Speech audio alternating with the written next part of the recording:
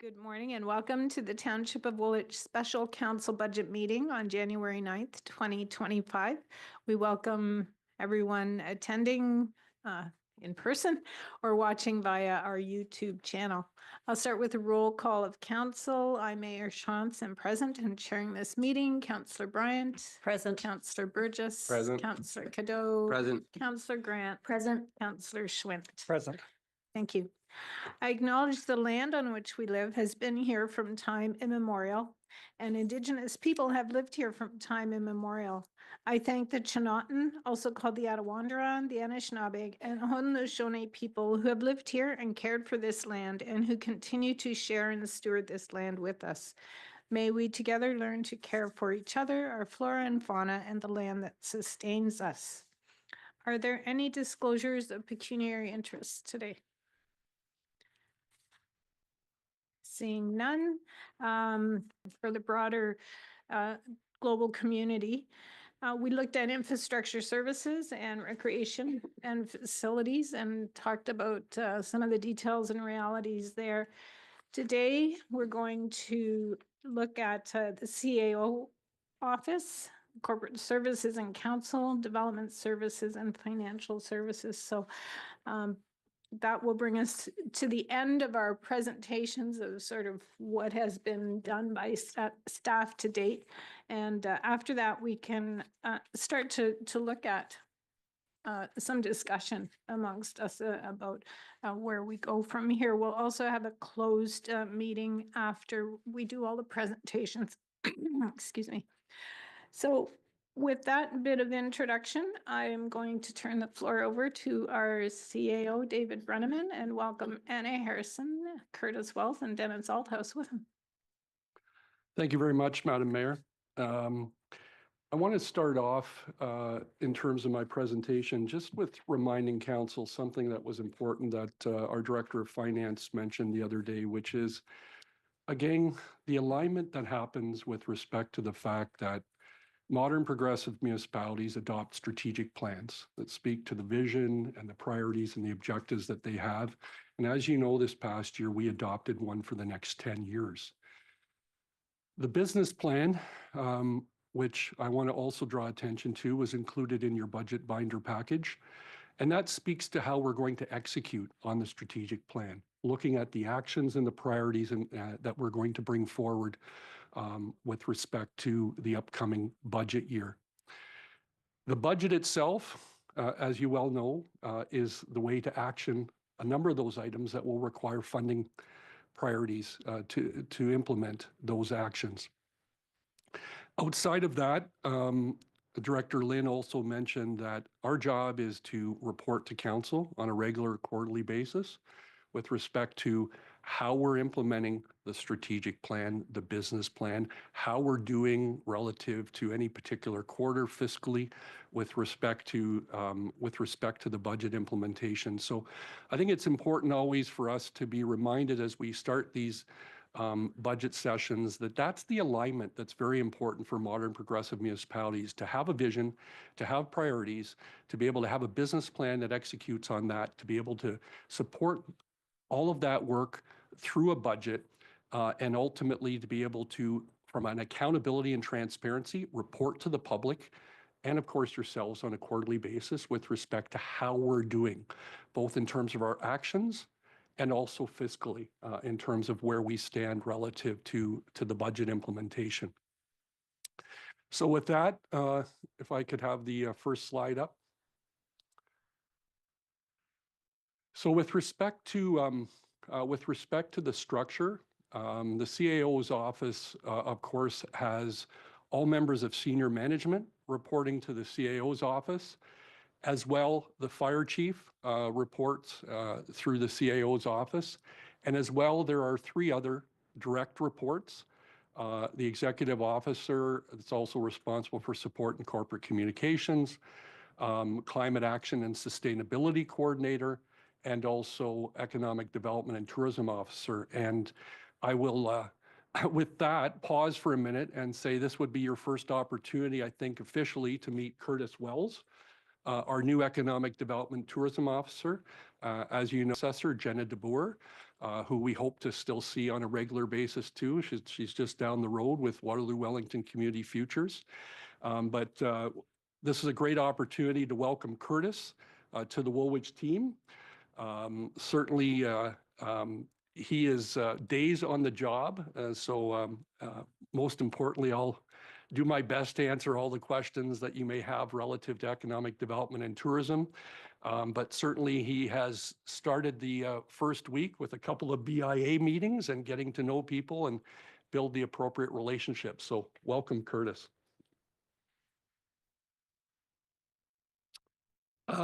So with respect to with respect to the structure, there are no changes proposed with respect to any of the staffing out of the CAO's office. In particular, fire department is a separate thing that we'll get to in a few minutes once Mr. Aldis and Mr. Eveson actually join me up here for the fire portion of the budget. Next. So in terms of the draft CAO's budget that you have before us, before you, in terms of the CAO's office, the only significant change that you would have hopefully seen is there's obviously a reduction in a major expenditure. We don't have the strategic plan consulting services support costs with respect to the budget, but that is really the only significant change. In terms of economic development and tourism, two things that I want to take an opportunity to mention is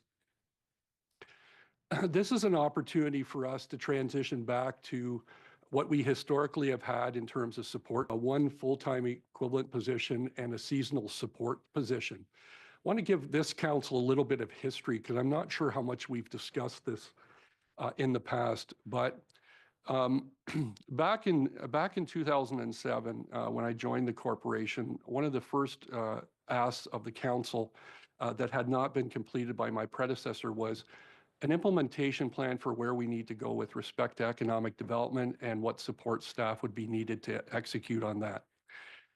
At that time, or in 2007, there was support for implementing the economic development and tourism position. We also, though, at that time had two other support positions.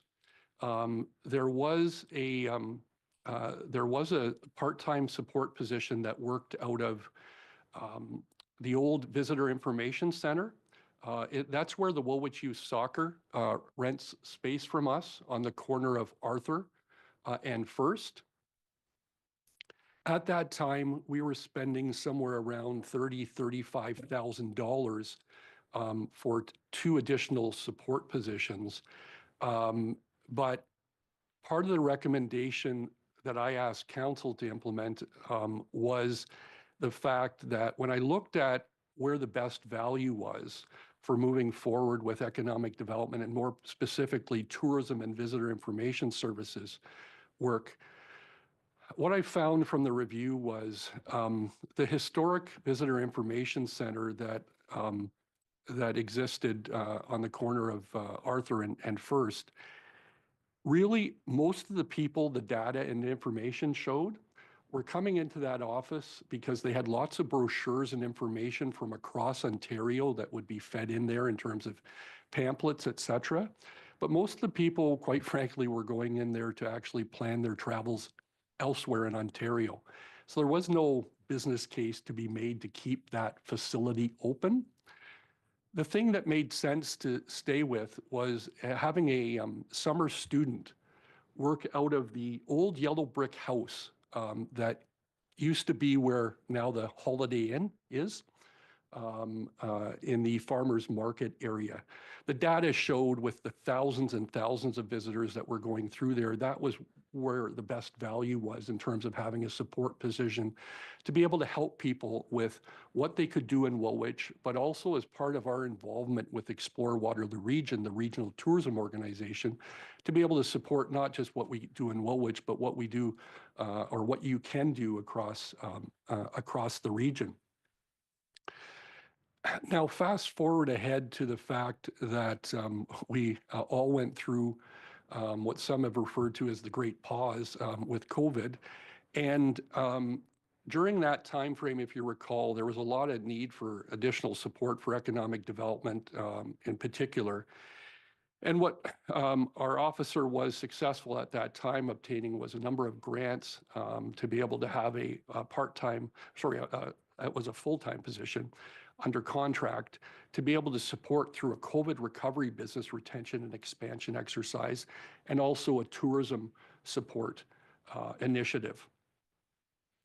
We're out the other side of all of that now, and all of this background and context is just to say what this budget is ultimately built on is going back to mention for council's benefit.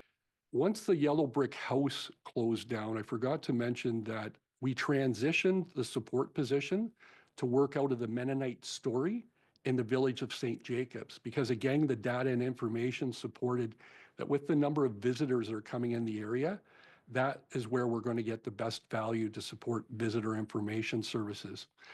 And I would emphasize at this time as well, with the realities of the fact that the region and area municipalities all belong to either our Waterloo Region Economic Development Corporation, WEDC, for economic development, foreign direct investment, or Explore Waterloo Region, again, our outward tourism marketing arm.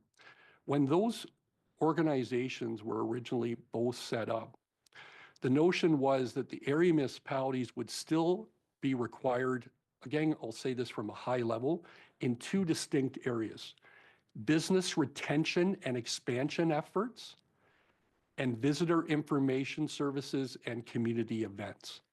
So that's our wheelhouse. That's where we need to stay in terms of our focus. And as I said, this background and context is just to give you some additional history so you understand when I say transition back to 1 FTE and seasonal support, what we've included in the budget is what we've historically spent or supported as a township prior to COVID. Excuse me. With that, I would also mention that one of the biggest projects, and council heard about this last year before Jenna left, our officer, there was some great work that was done with respect to the businesses in and around the village and the stock market area regarding, I'll call it in the post-Mercedes Corp era, what are we going to do with respect to promoting, supporting St. Jacobs, the brand, the BIA, and making sure it can be, again, from a business retention and expansion standpoint and a visitor standpoint, tourism, very successful. So one of the big things that's going to be started this year is the implementation of the St. Jacobs brand audit and the wayfinding signage project.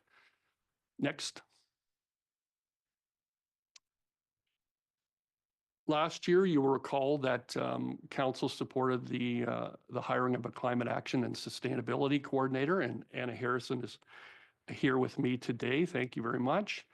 The biggest thing you heard from Anna this past November, you may recall, is the fact that we have to find a way to move forward with an action plan to deal with the realities of a previous council approving the 80 by 50 and the 50 by 30 targets in terms of carbon footprint and greenhouse gas emissions reduction.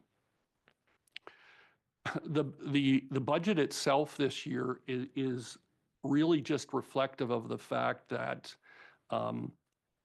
within the climate action and sustainability coordinator's position, ultimately, the dollars that will be spent this year from the greening levy out of the officer's portion of the responsibilities will be such things as climate action workshops, support for the green team, and the initiatives that we need to do corporately, those sorts of things. But ultimately, you would have seen also from Recreation and Community Services budgets presentation that what we have done as well, though, is that there will still be, and we feel it makes sense, portions of the greening levy that will need to be used with respect to other departments and initiatives that need to be put into place, whether that's geothermal work or lighting work or whatever the case may be. But I would say this to council. I'm reminded of the fact that when council struggled with the notion of, whether it was going to support the 80 by 50 and the 50 by 30, when there ultimately was support for that, one of the councillors of the day said, well, at a bare minimum, I think we need to add $100,000 this year to the budget. And that's just, he noted at the time that that's just a drop probably in the bucket in terms of what the implementation cost will be based on what we all just, ultimately supported and approved. I don't know exactly, and Anna doesn't know exactly yet what the answer is, but you'll recall in November what Anna did report to you is what we're building is a climate action plan to be able to inform council based on that decision and the support for the Transform WR strategy, what is going to be required in future years from a funding reality with respect to the actions. If you recall, Anna reported in November that right now we're building this action plan. We're working with the various departments on the 40 to 50 recommendations that are in that strategy that are Audi's responsibility to implement. And so that climate action plan and that work is going to be very important to inform, the next 10 years and more with respect to what we will require to be able to be meeting our obligations with respect to the strategy and our obligations with respect to meeting the targets of 80 by 50 and 50 by 30. Next. So with that, I'll stop there because we'll transition eventually into the fire services. But as I said, I'd be happy to answer any questions council may have with respect to the CAO's office budget, which includes both the climate action and sustainability and the economic development and tourism. But I wanted to give you that overview so that you understood where we stand for this year. For the most part, council, it's a very status quo budget with respect to the funding that's required. So with that, thank you, Madam Mayor. I'll turn things back to council. Thank you. And I would add to your comment that neither you nor Anna have the answer. I don't think anybody has the answer to what we need to do for climate change, but moving forward is a good thing. Questions? Councillor Cadeau. Thanks, Mayor. Through you to the CAO. Appreciate that it takes time to put together a plan for climate. Just wondering the timeline on that and if it can't be expedited. I think that this is something that we really need to look at closely and quickly. And I would hate to spend the next year or so on developing a plan that we really should be implementing yesterday. Yeah, just a reminder for council, when Anna presented in November, we spoke to a timeline where before the summer break, you will have an action plan in front of you, including relevant funding requirements.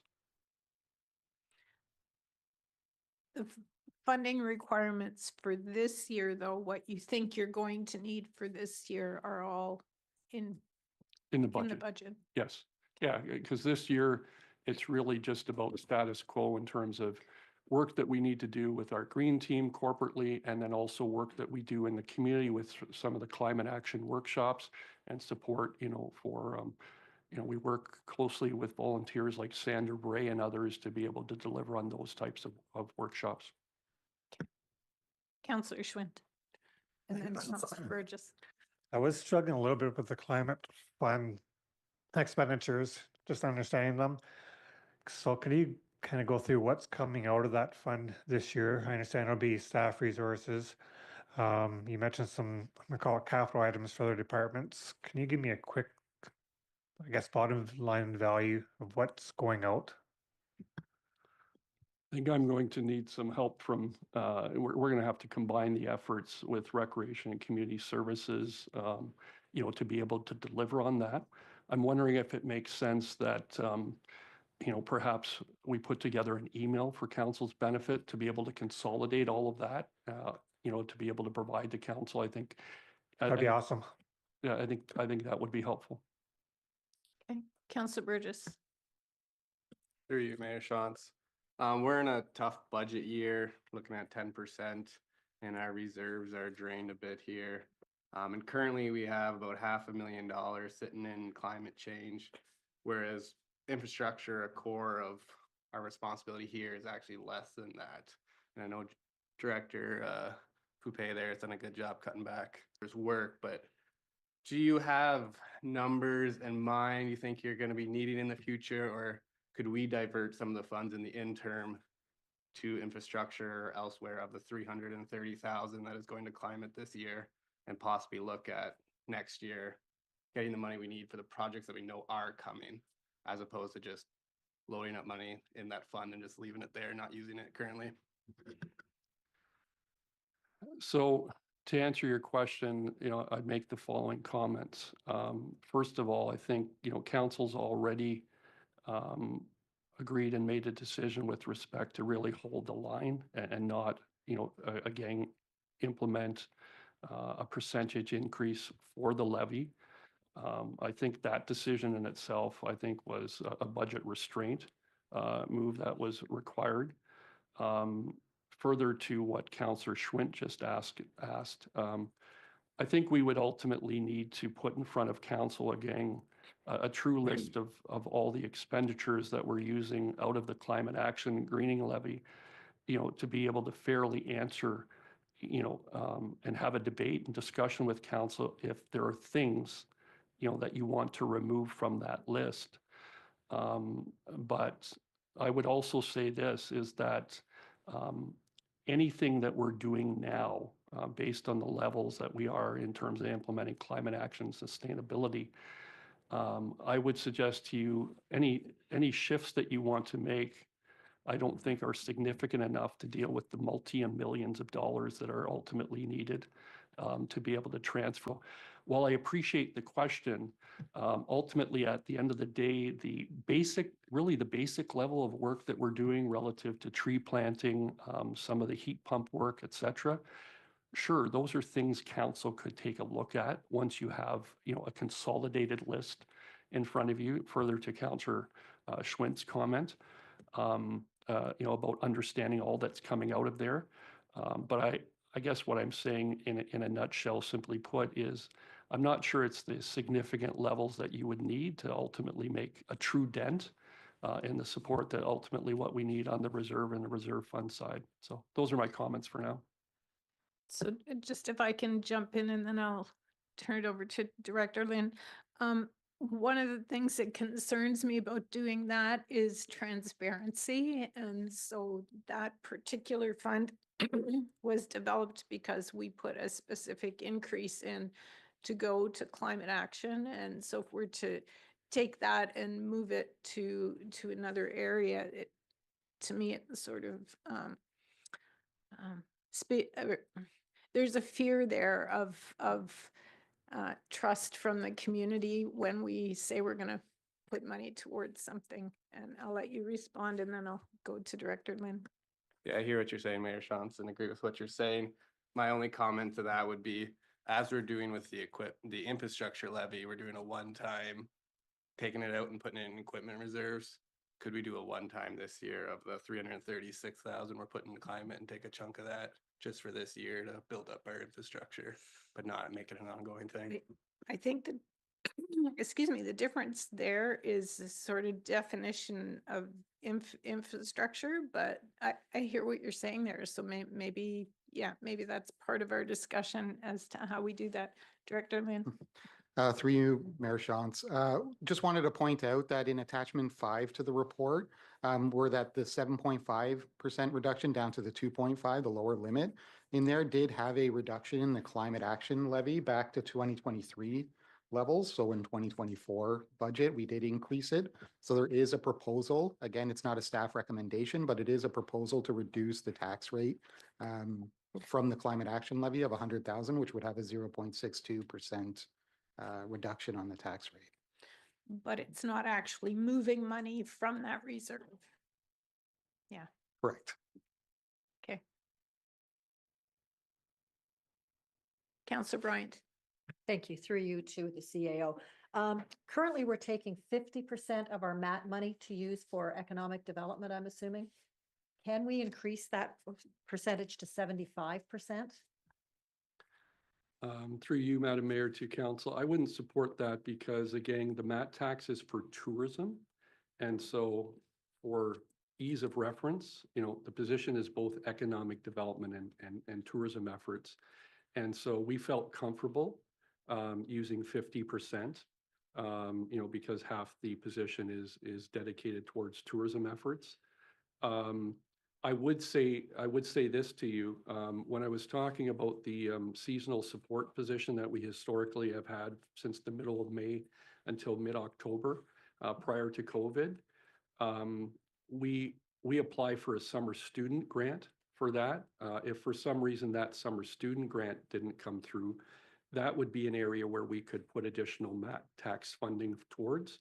But no, I wouldn't recommend or support upping to 75% because ultimately at the end of the day, I also sit on the regional tourism board, with the other CAOs and also private sector representatives. And we also have a job to justify where we're using the municipal accommodation tax, because ultimately the tourism sector partners that we originally went into a partnership with back in 2007, certainly are hoping that we will do our due diligence with respect to where we invest that money properly. And I just wouldn't feel comfortable saying to council today that 75% versus 50%, was the way to go. So that would be my concern. Could you just speak and maybe remind council a little bit of where we do use the MAT tax, and are there places that you've sort of considered and either decided to use it or not use it, that we might make better use of those funds in an appropriate way? Yeah, so I'll start off though by mentioning that prior to Jenna leaving, she did present to council that we're going to be coming forward probably by the end of January, early February with a municipal accommodation tax investment strategy. And we are meeting with the various business tourism groups, farmers market group, et cetera, to be able to speak to where that investment should occur. But for council's benefit, I would note that a lot of the area municipalities are doing exactly what we're doing now in terms of the MAT tax was first implemented right before COVID, and then COVID happened, and not much was done with municipal accommodation tax funding across the region. That's been acknowledged based on a presentation to the regional tourism board. But now, municipalities like the 3 cities and ourselves that have the lion's share of hotels, and that's where we're driving the municipal accommodation tax to, have built up, appropriate reserves. And we now need to focus in on where we most smartly and strategically invest those funds.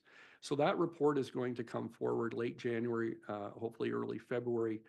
And in fact, I would note that one of the benefits of having our previous officer not too far down the road is that Waterloo Wellington Community Futures is going to help us free of charge, actually, with support for that work. And obviously Curtis Wells, our current officer, will be heavily involved in that. But for council's benefit, the importance of making smart strategic decisions is on the basis that I think when the report came forward, it was acknowledged that there was $750,000, and it was, I think, projected to be maybe closer to $1 million in that fund by the end of the year. But one of the biggest areas that was in that report that I draw your attention to was, the full implementation of the wayfinding signage project would be a significant multi-$100,000 level cost in terms of implementation.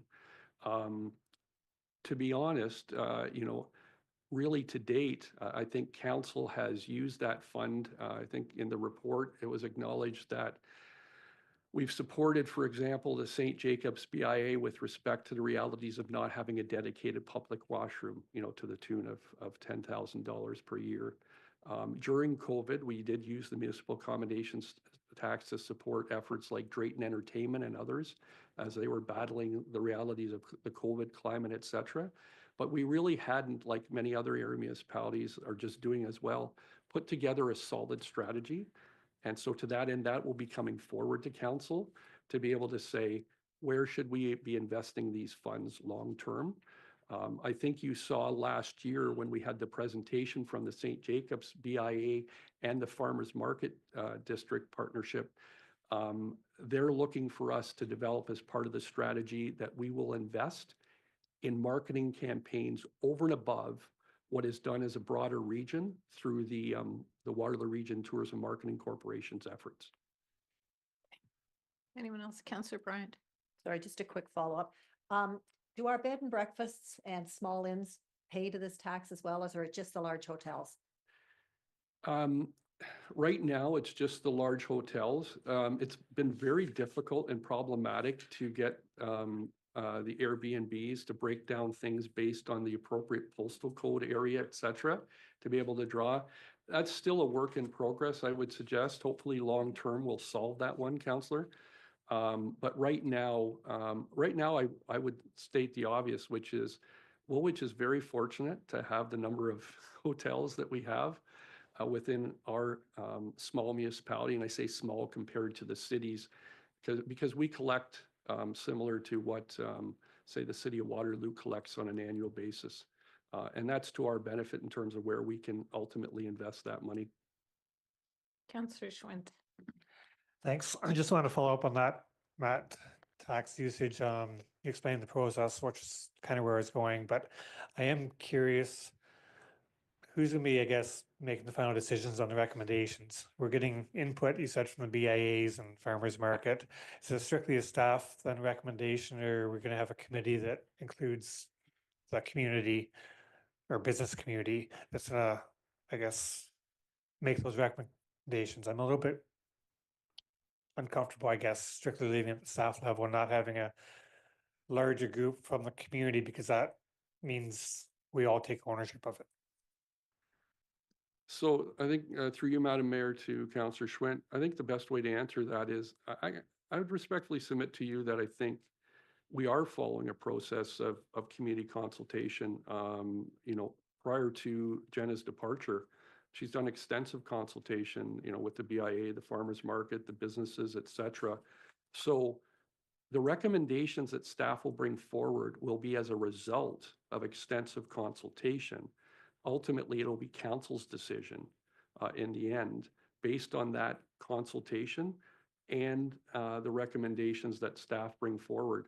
But we have been listening to the community, and I think that will be reflective in the report that is brought forward. So that would be my response to your question. Anyone else? Councillor Burgess? Thanks, Mayor Shantz, through you.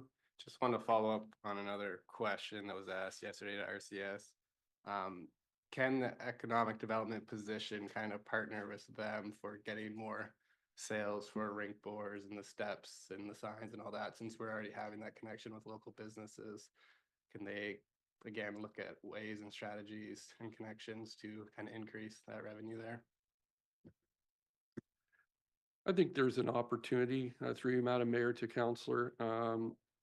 I think there's an opportunity there. I say that simply put because,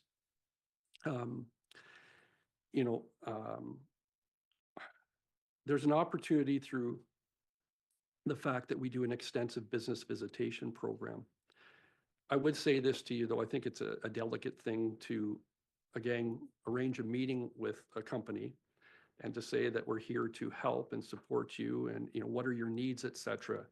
But I think we'll have to be careful. But by the way, we'd like to hit you up for some money. Again, I don't mean to be crass about that. I'm just saying it'll be a finesse situation. I think that will be important because we try to be mindful as an organization that we have various times throughout the year, whether it's the State of the Township address or other business events that times we host, that we are often going to the business community for support and money.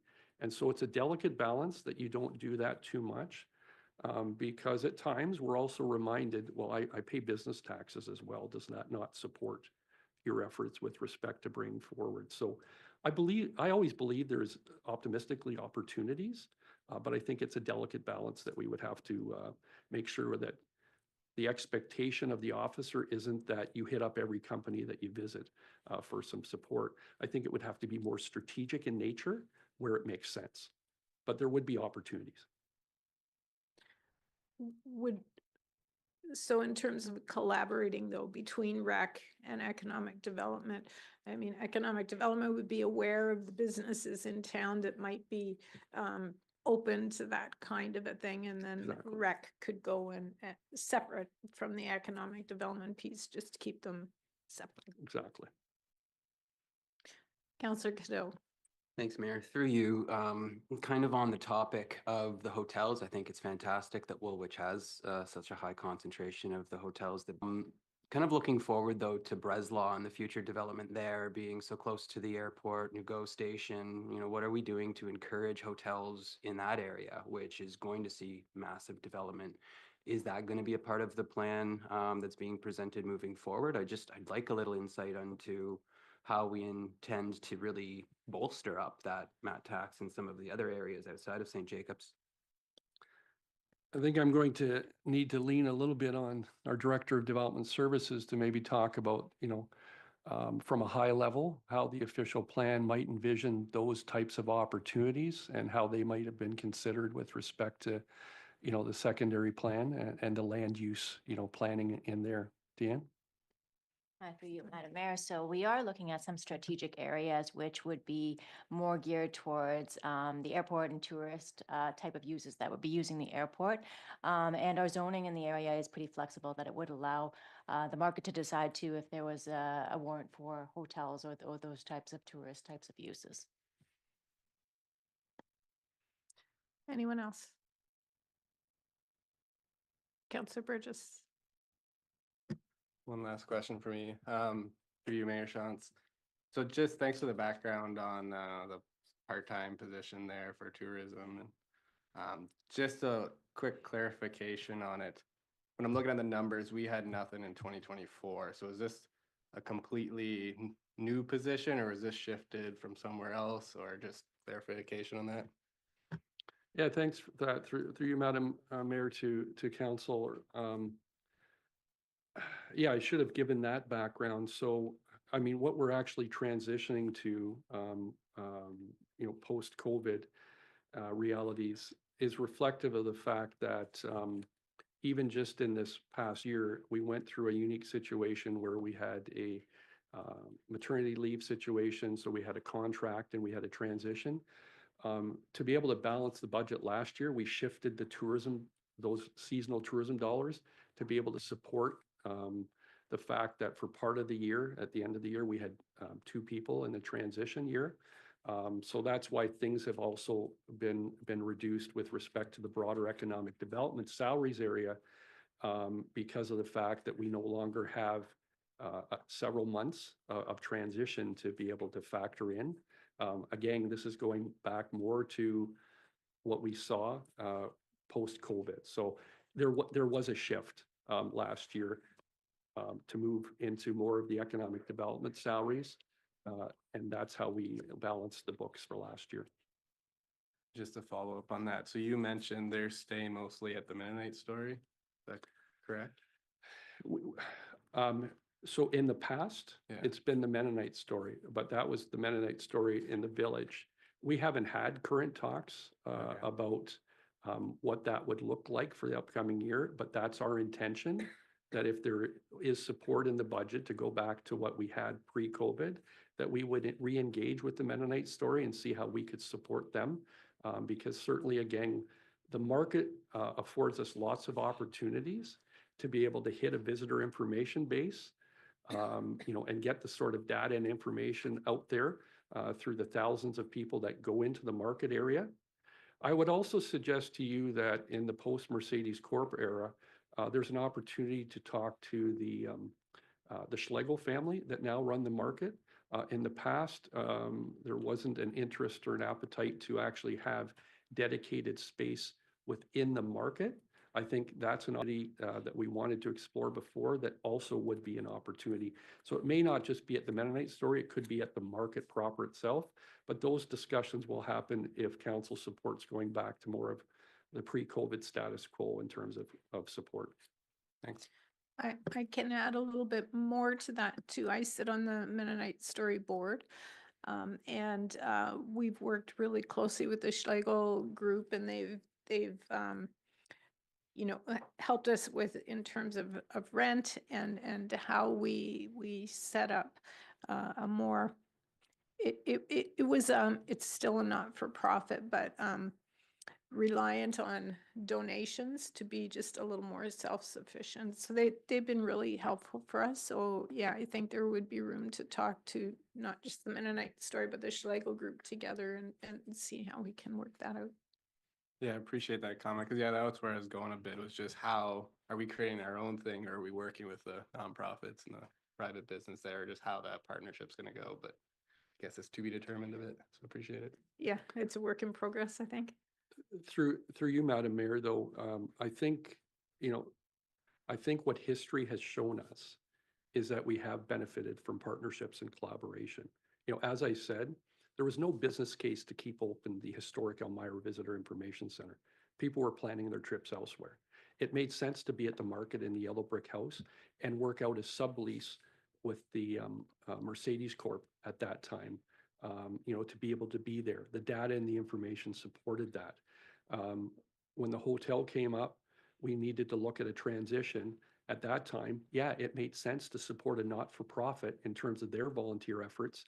They, volunteers are, and the support is increasingly coming harder and harder to come by.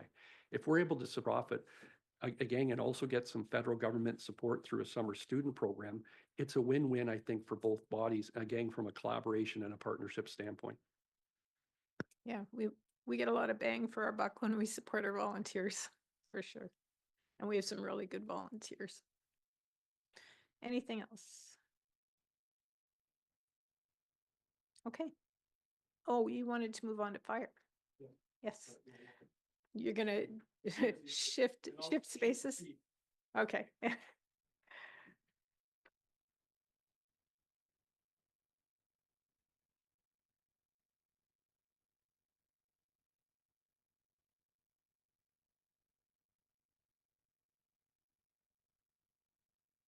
Welcome, Chief Aldous and Deputy Chief Eveson. And the floor is yours. Thank you, Madam Mayor. So it's our pleasure to bring forward to you the fire services budget draft for 2025. Next. As you've seen, our structure hasn't really changed much from year to year to year. The only thing we're looking at doing this year is moving our training officer from a full-time position to a part-time position. And with that, we're hoping to put in for a grant through Ontario Skills to be able to get that position completely 100% covered through that grant.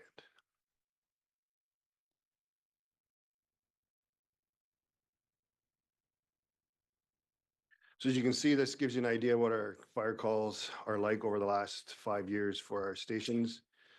They keep fluctuating up and down, but as you can basically see, we're going on an upward trend because the greater our population is, the more people moving, coming in and out, visiting, traveling through it for work or vacations, we seem to be getting more and more calls for such things as car accidents. So it seems to be on an increase there. Next. Can I, just a clarification on that last slide, Dennis, if I can interrupt. Is 2024 a full year or is that just to November? That'll be, so what we're using is our pay calendar year. So we pay from December the 1st to November the 31st. So from there, so it's an entire Okay. year of response for us. It's not the complete calendar year, Thanks. but it'll sit pretty close to what we should be for in 2024. Thank you. So within our draft budget, some of the highlights that we're looking at doing is we're continuing the implementation of a market adjustment study for our firefighters. So that's bringing their wage up to where comparable to ones our size within Ontario plus our neighbors around. Another significant increase is our allocation to our equipment reserve fund. We're finding the cost of things are going up and up and up every year.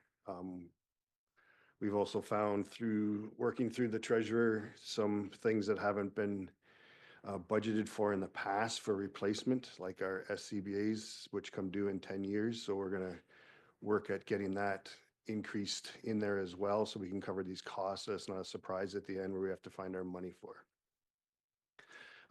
One of the noticeable ones you're going to see when our new treasurer came in, he got us to change the way we're looking at our firefighter wages for our volunteers. So now what we've gone to now is a 3-year average, but instead of being based on what we've paid out, it's based on our hours. So what that gives us going forward is a more accurate number of what we can expect to be paying out from year to year to year, because we can now go down without causing any more financial burden to our finance department by getting payroll studies done, is we can now cut and go right to, in November, we can make our final adjustment as to what our wages will be for all our stations. So we're pretty close to what it actually should be for that year, plus the year going forward based on increases. We're implementing a new software program. We're looking to go live with this 100% at the end of February. I've got 2 of our volunteer firefighters with a group of people that are heading that up for us. They're very good IT guys, and it's working fabulously right now. That it's going to move us up forward into everything with our truck inspections. We do all our MTO stuff. It can all be done electronically now. We don't have to have pieces of paper. And all our repairs, if need to be done, they can just go into a tablet, open up the that trucks thing, they can put in a maintenance request for it or a maintenance request in the hall right away. So it gets noted right away. It doesn't get lost or forgotten about. We're looking at, it's in the budget to do a fire master plan. We haven't done one since 2017 or 2015. It's time for a new one. With that, we're looking at exploring more into the analytics of how our fire department works. So with our new recording software and through the fire master plan consultants, there's a way that we can now check and verify all our stats closer. We can get a better idea on what we're doing, where we're doing it, where we should be spending our money, where we shouldn't be spending our money. Like I said earlier, we're looking at addition of our fire training officer to a full-time role. But with that full-time role, we see the need to have that person help our HR department in conducting or scheduling or doing training for other departments inside the corporation. So simple things like fire extinguisher training for all our people, coordinating first aid training, conducting first aid training, some of the health and safety stuff, being able to schedule and look at SCB, face piece training, working from heights, chainsaw training, try and coordinate all that for them to make it a little easier. And our biggest push going forward is an increase in our firefighter health and safety due to regulations. The province, the Ministry of Labor through the province now has changed, like all our balaclavas that we have to wear now have to be particulate blocking, so it helps with cancer prevention. We've started implementing those over the last few years, but the cost of what we were buying was like $50. Now these new ones are like $185. So there's the cost differences in there. So we've going to keep moving on getting that forward.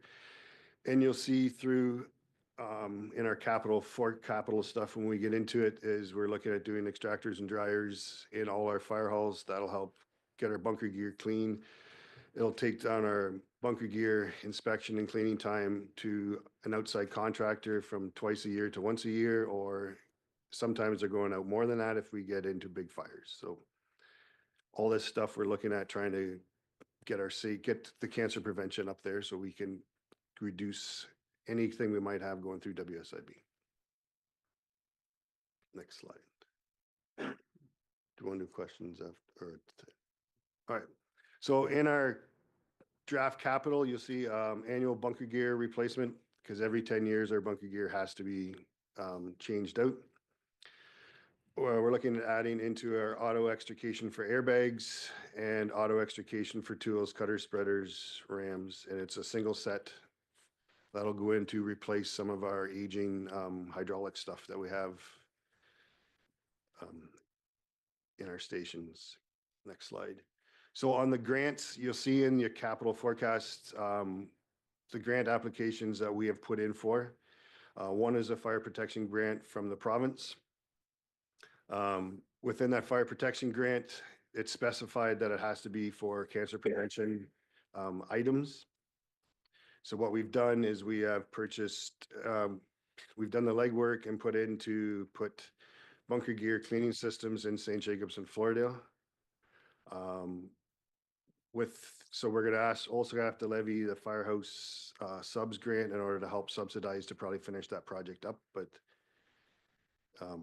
so it's not going to hit us. It's not a tax hit for anybody at all. We put in for the emergency management grant, which is a provincial grant. So in that is portable radios and some air scrubbers. So when we do larger meetings and we can reduce basically the germs that are going out into the air, so we can make sure our firefighters can stay safe when they're in large meeting groups. And that grant, the only way we're going to spend on that grant is if we're successful with it. So we haven't heard back. That's a February grant. That's a February announcement. And like I mentioned before, we're putting into the skills development fund from the province and their training stream, and we're going to look at trying to get the training officer wages covered within that. Something I just found out as of yesterday is we can leverage what's called fire marquee, where if we have a fire that's insured fire. So unfortunately our Mennonite self-church insured properties we don't benefit from them. But we have a third party that goes and looks into their insurance policies, and if they can get us any funds from them, then we'll get it. Then we get the benefit of coming back to us. And we are getting a check from them today, but I don't know for how much. But it's nice that we're going to get that benefit in. And in the past, we've used it to leverage some of our minor capital things, our bigger projects, like if we have to buy a skid of foam or buy a lot of hose. So that helps take that out. So we have extra money to do other things. And then we're constantly looking for grants. Like Deputy Eveson is, as soon as he hears about somebody who got a grant from somebody, we're looking into them. There's at least 3 or 4 other ones that we're going to look into this year doing it. There's one from, Enbridge. There's a farm subsidy that we can get. I forget what the other 2 are, but we're constantly searching for grants just to see what we can do in order to get things that we need without hitting our taxpayers at too high on the levy. With that, is there any questions? Councillor Cadeau. Thanks, Mayor. I'll start with this one. This is one that kind of just sparked my interest as you were talking, when you're talking about the software for vehicles. Software for tracking maintenance of vehicles, that is. We heard from IS, and that is one of their concerns as well. I was wondering if there are any linkages that we can make for other departments, or if the software is specific for fire equipment. Through Madam Mayor to Councillor Cadeau. What this software, it does, it's specific to fire, but does all our emergency reporting. So looks after all our training records, our pays, all our incidents, all our reporting to the OFM, anything we track, all our injuries, any WSIB claims, anything like that through it. So it's exclusively set up for us presently, but that doesn't mean that we may be able to, once we get it implemented and have it running for a bit, to see if there is a way that that can be done as well. Or even if this company has software similar to that, that they could use as well. Councillor Schwint. Excuse me, thank you. Couple questions, basic one on recruitment. Are we in good shape? We as a township, we owe a big debt to our volunteer firefighters, I believe. I just want to better understand how recruitment's going and if you're in good shape going forward. Through Madam Mayor to Councillor Schwint, we are in fairly good shape, yes. I'd like to say we're not hiring anybody from year to year to year. We're still in the double digits. We're at 14, I think, this year that we had to hire within Woolwich. We have a couple of stations where, just based on the population of the community, and there's not next to zero business in them.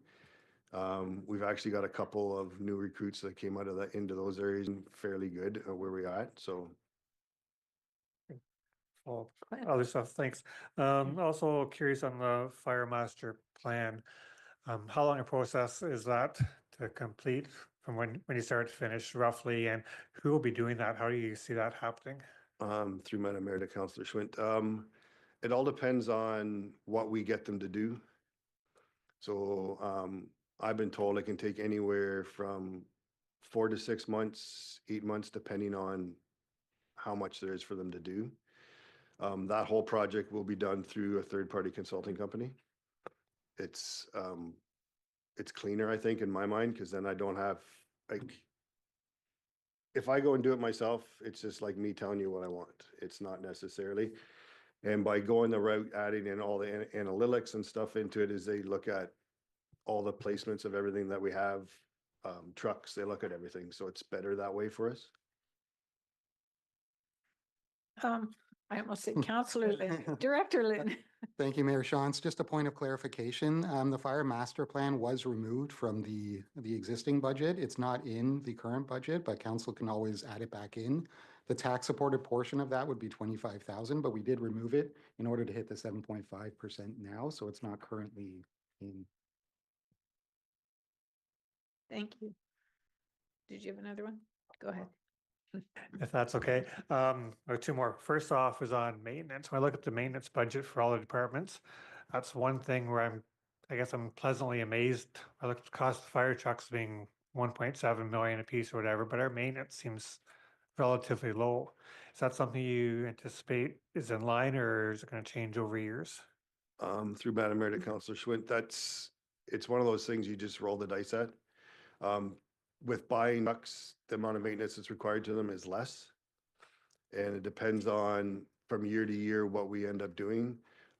We've safetied one truck that's 10 years old, and it cost me $10,000 to safety it. But then we may do next to nothing to it for 10 years. Like, it's just how it happens. And then final one on vehicles. So last year, the year before, you're looking at buying a used aerial, and I think replacing the Meyer Rescue. Can you give us an update on where we're at with that process? Through Madam Mayor to Councillor Schwint, the aerial purchase is, I'll say it's out of our hands. It's in delays for manufacturing. So as soon as we get a final date on when it's going to come, I have a meeting with them next week to go over and see what's happening, just to see what's going through it. And so we're still anticipating it coming this year. fingers crossed that the market doesn't do something weird between now and then. And Elmira's rescue, we did put it off a little bit because last year we were doing some research on our equipment reserve funds and see what they're sitting with. And we've deferred it at least till maybe into this year of going back out again. And so if we purchase it if we order it this year, the purchase won't be until next year, but we'll know what's going on with better. Once budget's done, we'll have a better understanding through the treasurer, what our reserves are going to sit like to see if that purchase is feasible or not. Thanks. Councillor Cadeau, then Councillor Burgess. Thanks, Mayor. This one's more for the new position request, the training officer. The position title, first of all, is it training officer? Is it a fire training officer? It's listed as training officer on page 120, but in Appendix A, it's fire training officer. So just clarity around that role. For me, it matters, and I'll kind of speak to that in a moment. But is it a training officer generally, or are we looking more for fire-specific training officer? Through Madam Mayor to Councillor Cadeau, it is primarily going to be for fire. Okay. The percentage breakdown of what we do, what that position will do to help out the rest of the township will be based on the need of what we need at the time. So like first aid training is something that gets done every year, and it's something that this person can do. And it's a cost that the township's paying out right now.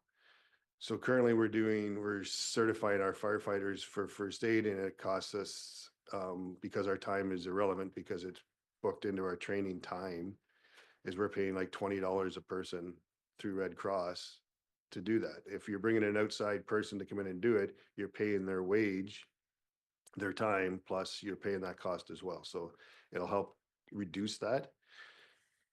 But like I said, until we actually know what the needs are of the greater township, we won't know how much it's really going to be for that, right? And that's fair. Just as a follow-up, that's something that really sparked my interest when I read this as training officer is, well, is there a broader role for this position to look more organizationally on what the training needs are across the organization, not just within fire? So maybe I can hear from you first, Chief, and then from you, CAO Brenneman, but could we reimagine this role to be within HR that looks at training across the organization, that maybe implements performance reviews across the organization, that asks employees, what are your educational goals over the next 5 years, and how can we as an organization meet that? Yes, that's a lot more broad of a role, I recognize, but I could see some value being brought to the organization on having a role like that. So I'll turn it over to you, Chief, to see if you think that maybe could work for what your needs are, and then maybe from you, CAO Brenneman. So through Madam Mayor to Councillor Cadeau, I can see in the future, maybe not right away. Right now, our training officer is basically just meeting the needs of our recruits, getting them what we need to through recruit training. It's a 1-year process. At 12 hours a week, it doesn't really account to a lot of time. Plus that doesn't, in the next few years, we have to look at all the items that we do currently through our regulating bylaw. So ice and water rescue, our hazmat, the province. So for hazmat, as an example, we only have to do a core group of people, but that's still 100 hours of training that somebody has to provide them. With ice and water, everybody within the fire department is probably gonna have to do an operations level, which we've never ever done before. That's a 40-hour course. And then we have to train our ice and water team, and it's not just a one discipline, because the NFPA has broken it up into 3 or 4 different ones. So we're looking at 120 to 160 hours of instruction just to teach these group of people to pass all those. So the time commitment on a full-time person right off the hop is hard on us. There's some room to do some of the stuff like I said. Yes, that's the goal. And then we can gradually see the need of that position throughout the entire township. I'm not sure on the other one if it's feasible or what's happening, because a lot of your question is HR related, and that is not me.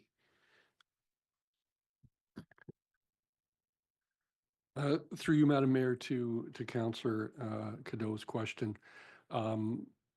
100%. We used an opportunity when, council wasn't supportive of the fire training officer last year to meet as senior management with the fire chief and say, when we look at what the fire needs are and we look at what the corporate needs are, and right now, one of the worst things that you can happen from, a lot of our mandated training requirements is to not have good records, not to be able to stay on top of some of these sorts of things. And certainly initially, we believe this position, just by the very nature of what we'll be hiring, will have a side benefit for human resources, health and safety, and overall coordination of some of our training records, et cetera. Where it goes in the future, I agree with the chief, will be an evolution, but we wouldn't have brought it forward to council this year the way it was if it wasn't for a reevaluation of what is our actual ask of council. And that is twofold. There is an underlying important, as we've said for the last 2 years, fire training officer need, but we can definitely see where instead of actually asking some of our managers on a more siloed basis to keep on top of some of our training and professional development requirements, to be able to use the assets that we hope in hiring this position to be brought on and make us more efficient and also more diligent in terms of what we're doing in terms of our training efforts and meeting our legislative and our regulatory obligations. Councillor Burgess, did I jump over you? Did you have a question? No, that was from. Either way, I know Councillor Schwind has a question. Go ahead, Councillor Schwind. Then I'll I'll be come quick back. on this one. Budget on training officer, there's a grant proposed on this. Is that a 1-year grant, 2-year grant, or how long will that be covered? Through Mayor to Councillor Schwint, is up until they eliminate that from the proposal. So every year we'll have to reapply and see if we can get it. But the grant looks like it's open-ended for the amount of money that the province is pushing out that way. So it's every year you can just keep reapplying until you're denied the request. Councillor Burgess. Through you, Mayor Shantz, that was my exact question, but I will add in some other stuff. Yeah, farther to Councillor Cadeau's question there. I guess maybe for the new position, I wouldn't be thinking so much broad-based for the whole township, but hopefully he would be able to support you guys in looking for grants or doing the paperwork or all that to kind of back the two of you up. The last question I had, for that aerial truck, you have in the budget here $500,000, and you said it's stuck in manufacturing, but I thought it was a used one we're buying, or is it getting? So through Mayor to Council Burgess, the municipality that we're getting the used one from, their brand new one is stuck in manufacturing. Okay, yeah, just great. Okay. Yeah. And is that a 2005 we're getting? No, I think it's newer than that, but it's, Okay, it's just Yeah. one of the numbers here, so I just want to check. I think it's around 10 years old. Like Okay. it's, Perfect. Councillor Grant. Thank you. For the skills development training grant, I'm just wondering when we may hear, when is the expected announcement for that? through Madam Mayor to Councilor Grant, that portion of their Ontario Skills hasn't even opened up to apply for yet. Okay. And then I imagine it'll be based on all the other ones that we have applied for. It's usually a 2-month period of time before you hear back, maybe 3. Okay, that's helpful. Thank you. Is it retroactive? I'm not 100% sure of that. Deputy Chief? Through you, Madam Mayor, to council. This SDF grant was brought forward through a colleague of mine, Lorraine Zwecker. She's the deputy chief of, at the time, Georgina, now Central York Fire Services. And she was pushing me at a course we were taking to apply for this grant. And she did speak to it, saying that it does go towards, it could go towards training officer wages, but the SDF grant has different streams, and they release them at different times of the year. So to speak to the retroactive part of it, her and I didn't have that conversation about like the dynamics of it, but she was adamant that we put in for it and we would likely get it. So. Thank you, Councillor Cadeau. Yeah, I think Deputy Eveson kind of answered this question, but are you aware of any other organizations that have applied for this grant for a similar type role and had success? Through you, Madam Mayor, to Councillor Cadeau. Yeah, Georgina, actually. I believe 2 of her training officers at the time were being subsidized either in whole or in part for their wages. And she kind of encouraged us. She said no one was aware of it. So actually apply for it, and there's a very good chance that we would receive, if not all funding, at least part. Okay. Anyone else? Just a question of clarification to make sure I understood what you were saying, Chief, about the wages and how you've sort of changed how you look at that. So you're doing a 3-year rolling average, but on hours versus cost. So that means that you're taking the average hours and applying current wages to it, correct? That is correct, ma'am. Okay, yeah, I just want to make sure I understood that right. Okay. Okay, thank you very much.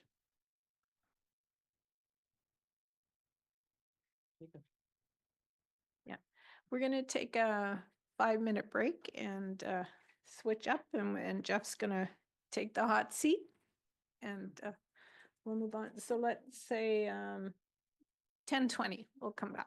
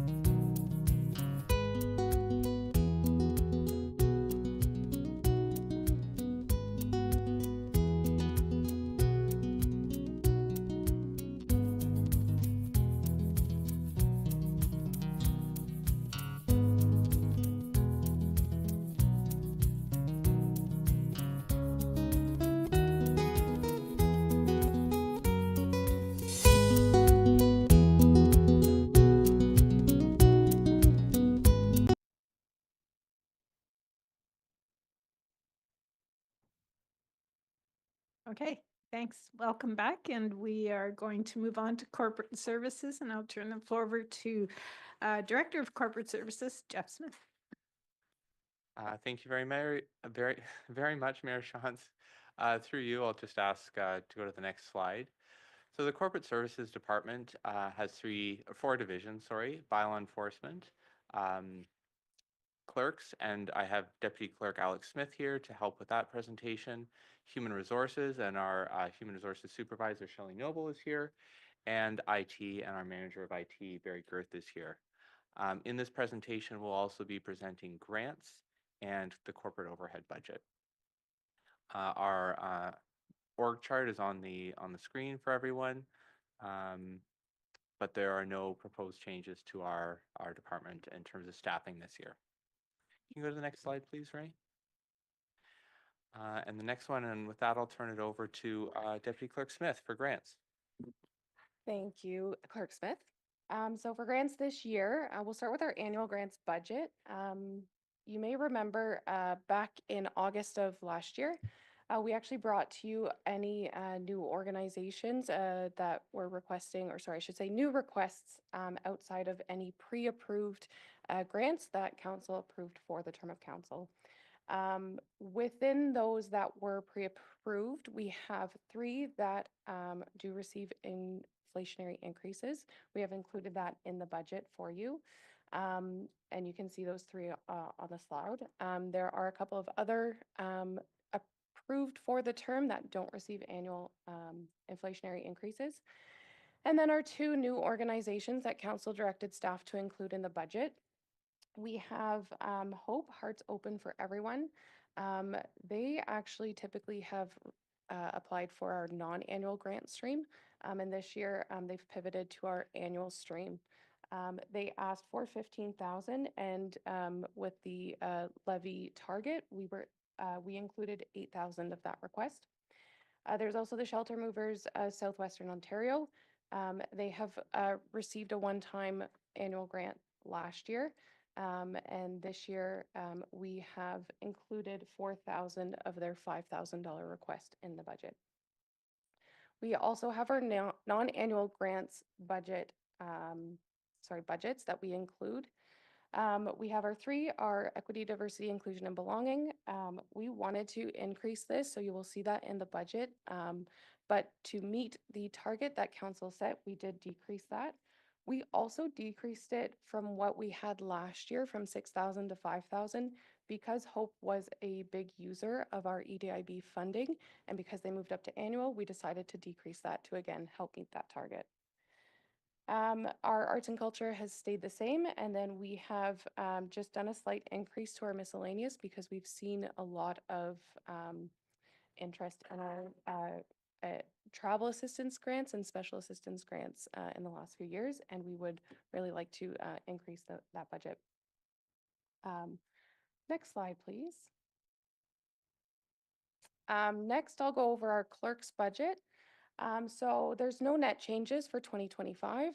That's good news. The one thing that we wanted to note for council is due to some just kind of reorganization of tasks within our the corporate services department overall, you will see that some of our licensing revenue and legal costs have shifted from clerks to bylaw because our bylaw officers are now overseeing our vendor licensing. Lottery licensing has remained with clerks.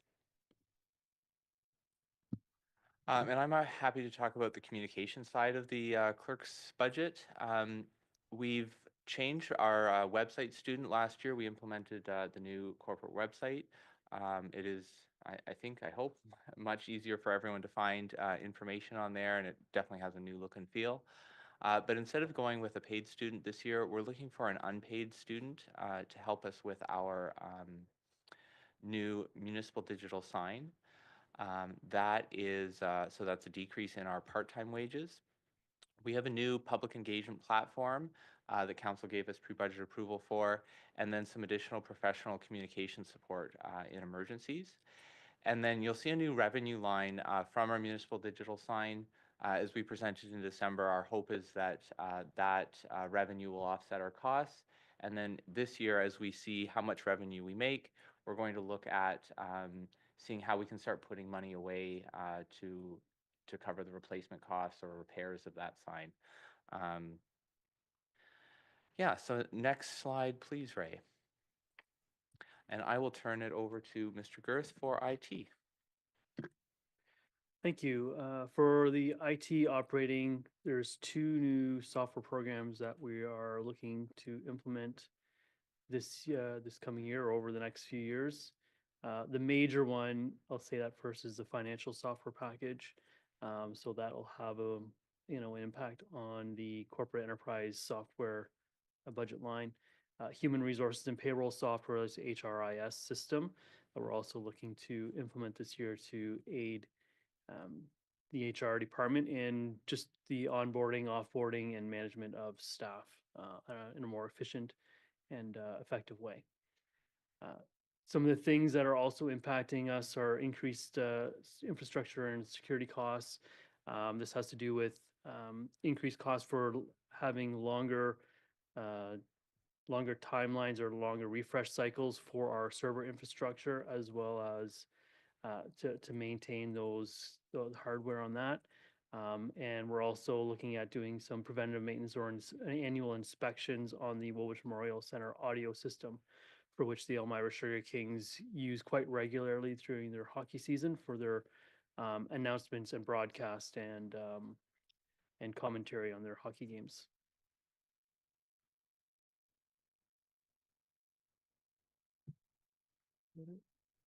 I'll take back over for bylaw enforcement. But we have a new line for property cleanups. We've seen a few people who are experiencing homelessness leave behind belongings, and we have done some contracting out of that to make sure that those removals are done safely and compassionately. You'll see in our budget the full year implementation of the administrative monetary penalty system, AMPS. So our professional services line was reduced now that consulting piece is over, and now it's the ongoing maintenance and support of that system. And I just do want to say a big thank you to our bylaw enforcement supervisor, Officer Albanese, who did quite a lot of work on that system. She's just waiting on me to put the finishing touches on that, and we'll be we have launched it, but to have it fully implemented. As Deputy Clerk Smith mentioned, we have moved some legal expenses and licensing from clerks. We found that there were definitely synergies with our bylaw officers issuing the licenses and also enforcing them at the same time. And we had a couple fun scenarios where people would say, well, how do you know I did get a license? And now our bylaw officer says, I'm the one that issued them, and I'll be the one that are enforcing it. So that's been definitely beneficial. The other piece in separating out the legal expenses is to give council a clear picture of which department or which division is expending the legal. So there's definitely some clerk's legal costs, but you'll see that the majority is in the bylaw enforcement division, and that's just for more transparency, so you can see where those numbers are coming from. In your budget package, we have a proposal for a second vehicle as our service area and our number of complaints grow. We talked a little bit about this on Tuesday, but bylaw officers are out at 4 in the morning during the winter parking enforcement season to make sure that the roads are clear for our winter control operators. And then we also are out and about every day looking for, responding to complaints, service requests, those kind of things. I'll note there that vehicle was included in the development charges background study, so it's fully funded by development charges because it is fully due to growth. I'll also mention here what's not included in the bylaw enforcement budget is the bylaw manager position. As council probably recalls, council asked staff to decrease that cost from the budget last year. We reorganized to make sure that we could still implement AMPS and do a few other priorities that council wanted. I had originally put that position in the budget in order to meet council's target to limit the tax increase. It has been removed. What we're doing is we're using part-time and student officers to help with the growing number of service requests. We've been quite fortunate partnering with College.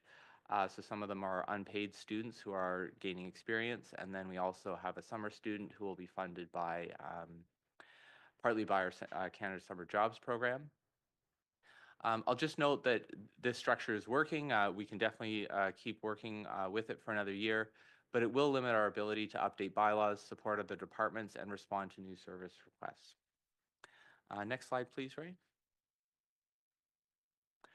The crossing guard budget has been reduced by one crossing guard location following the removal of that location that council approved in December. Otherwise, that is a status quo budget. Next slide, Ray, and I'll turn it over to Ms. Noble for HR. Thank you. HR's budget is status quo for 2025. We have included the HRIS system, which is included in the IT budget.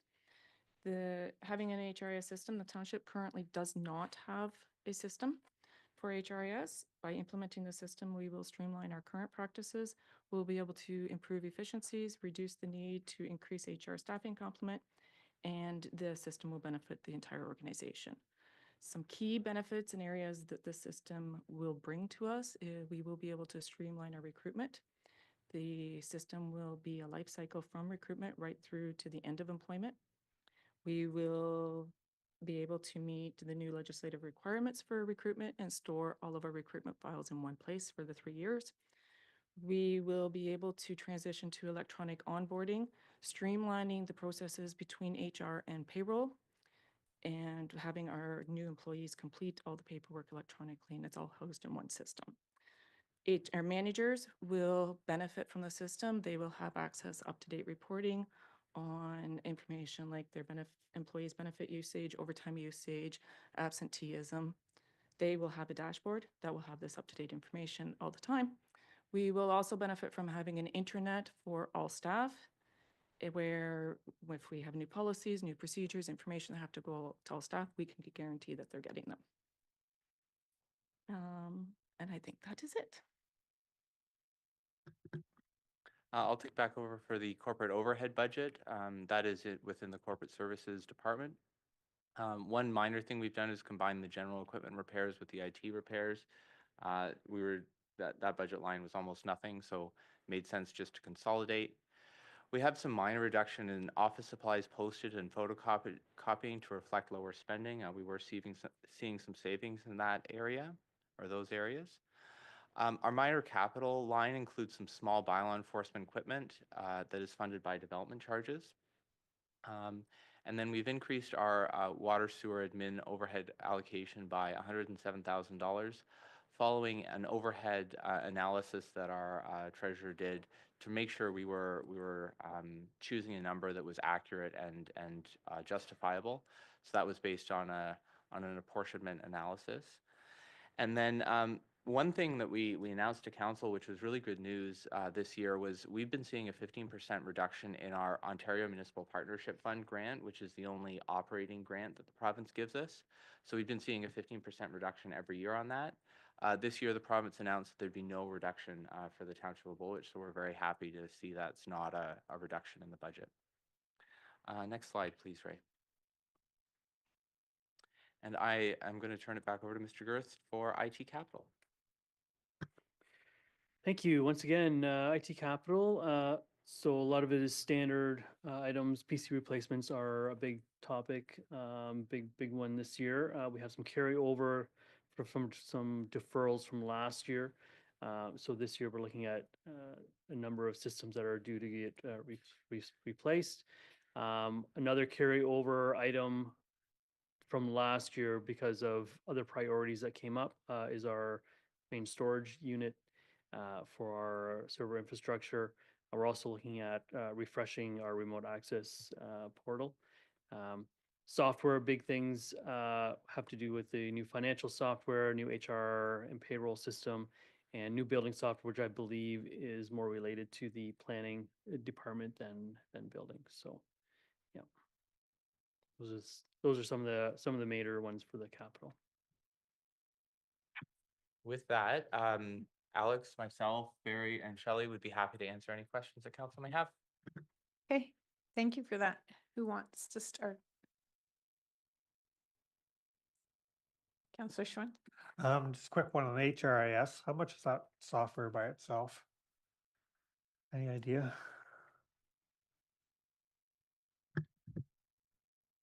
Through your Counselor Swint to Mayor Shantz, payroll, the HRIS and payroll system combined is 80,000.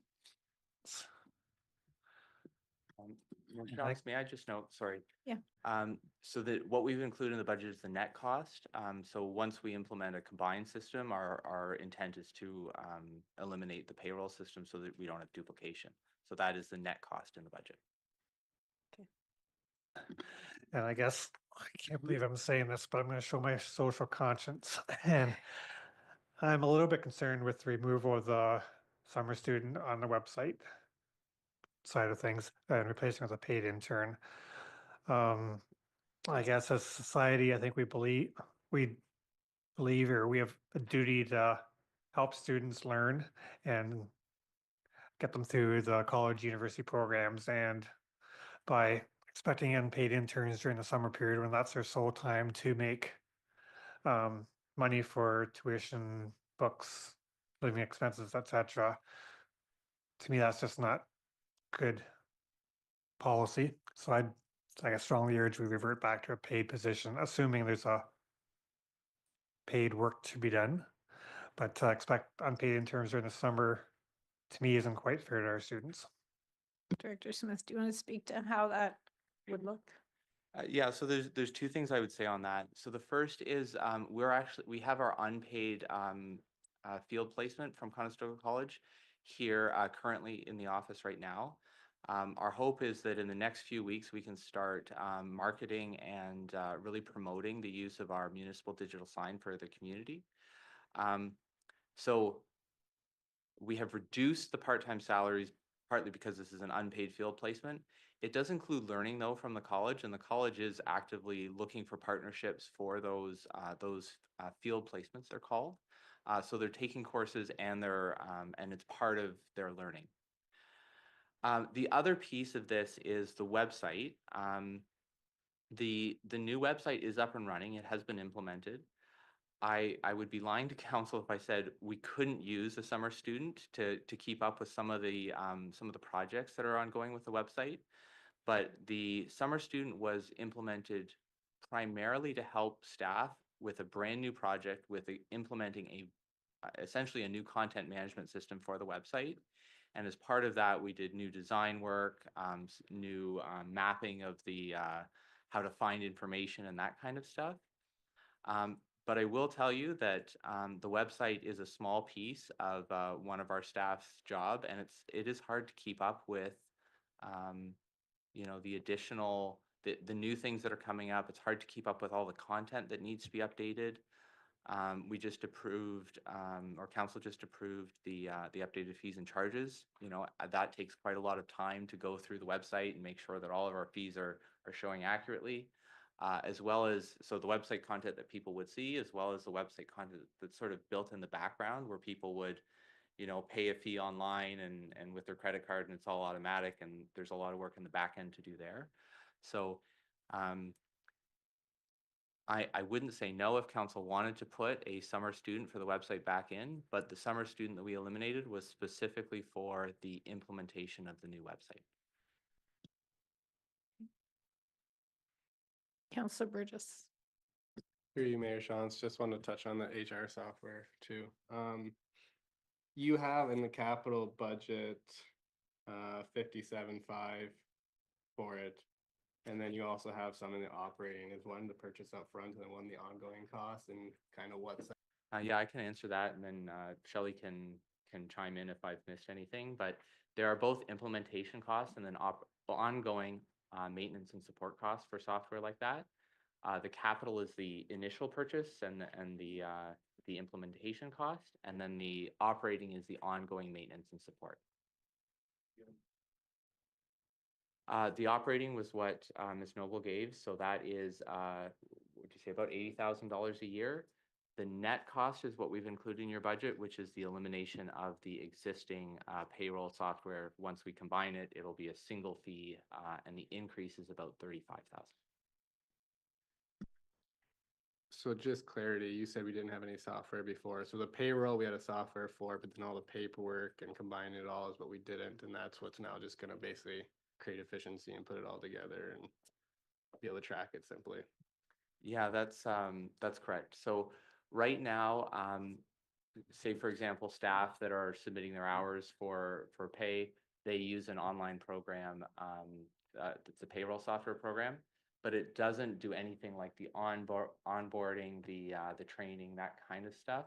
And those things are the stuff that we'd like to combine into one system. And then they'll speak to each other. And as soon as we start onboarding someone, payroll will already have that information. So you're saving on things like data entry, paper moving back and forth, emails going back and forth between HR and payroll. So there's definitely a lot of synergies there. I'm gonna say one more thing on that. 80,000 is quite a bit. I understand the benefit of it, but did you say a number of what we're gonna save when we get rid of the other software, what its ongoing is, just so we do have a ballpark net? So the savings was about $50,000 with removing the payroll software that really is more of a payroll focus. Once we combine them, there will be efficiencies, but the net increase will be about 35,000. Thank you. Councillor Cadeau. Changing topics, if you had something to say for the other one. You're very perceptive. My question was related to that, and I was going to let you go ahead, but and can someone sort of connect all of the dots? Because we've talked about a number of new systems, a financial system, a payroll system, a fire system, and how those all fit together and where the synergies create additional efficiencies, if I can use a lot of big words. Maybe I can start, and I will probably ask Barry, Shelley, and anyone else here to jump in. The financial software is a huge piece for our financial services department. It does not have specific modules for payroll and HR. So it is accounts receivable, taxes, water, that kind of thing. And I'm sure Mr. Lin can talk more about that side of things.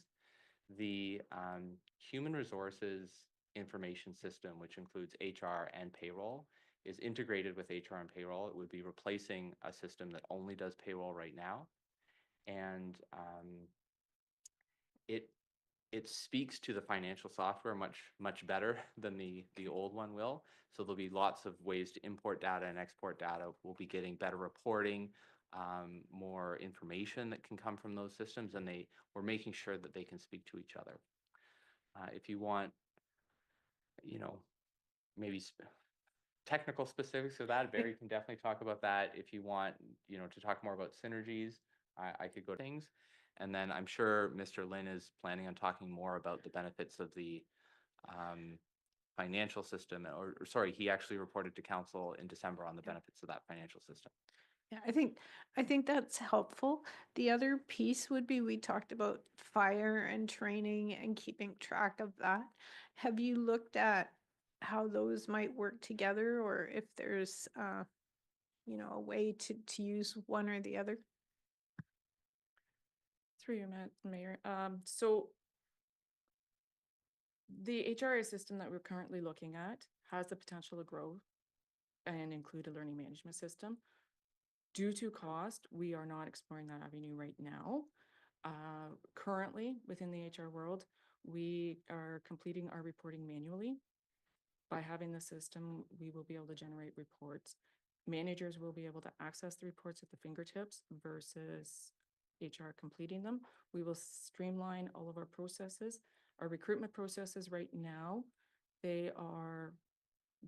we will reduce the number of steps in our recruitment process, and they will be all in one spot. Whereas right now we use multiple folders, multiple avenues.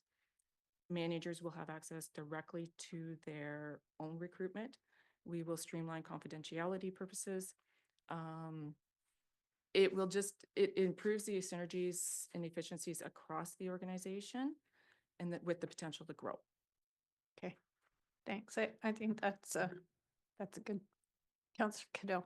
Thanks, Mayor. Through you, about the vehicle request. I note that we're asking for a truck. I read the justification largely because of utility, just being able to remove large bulky items.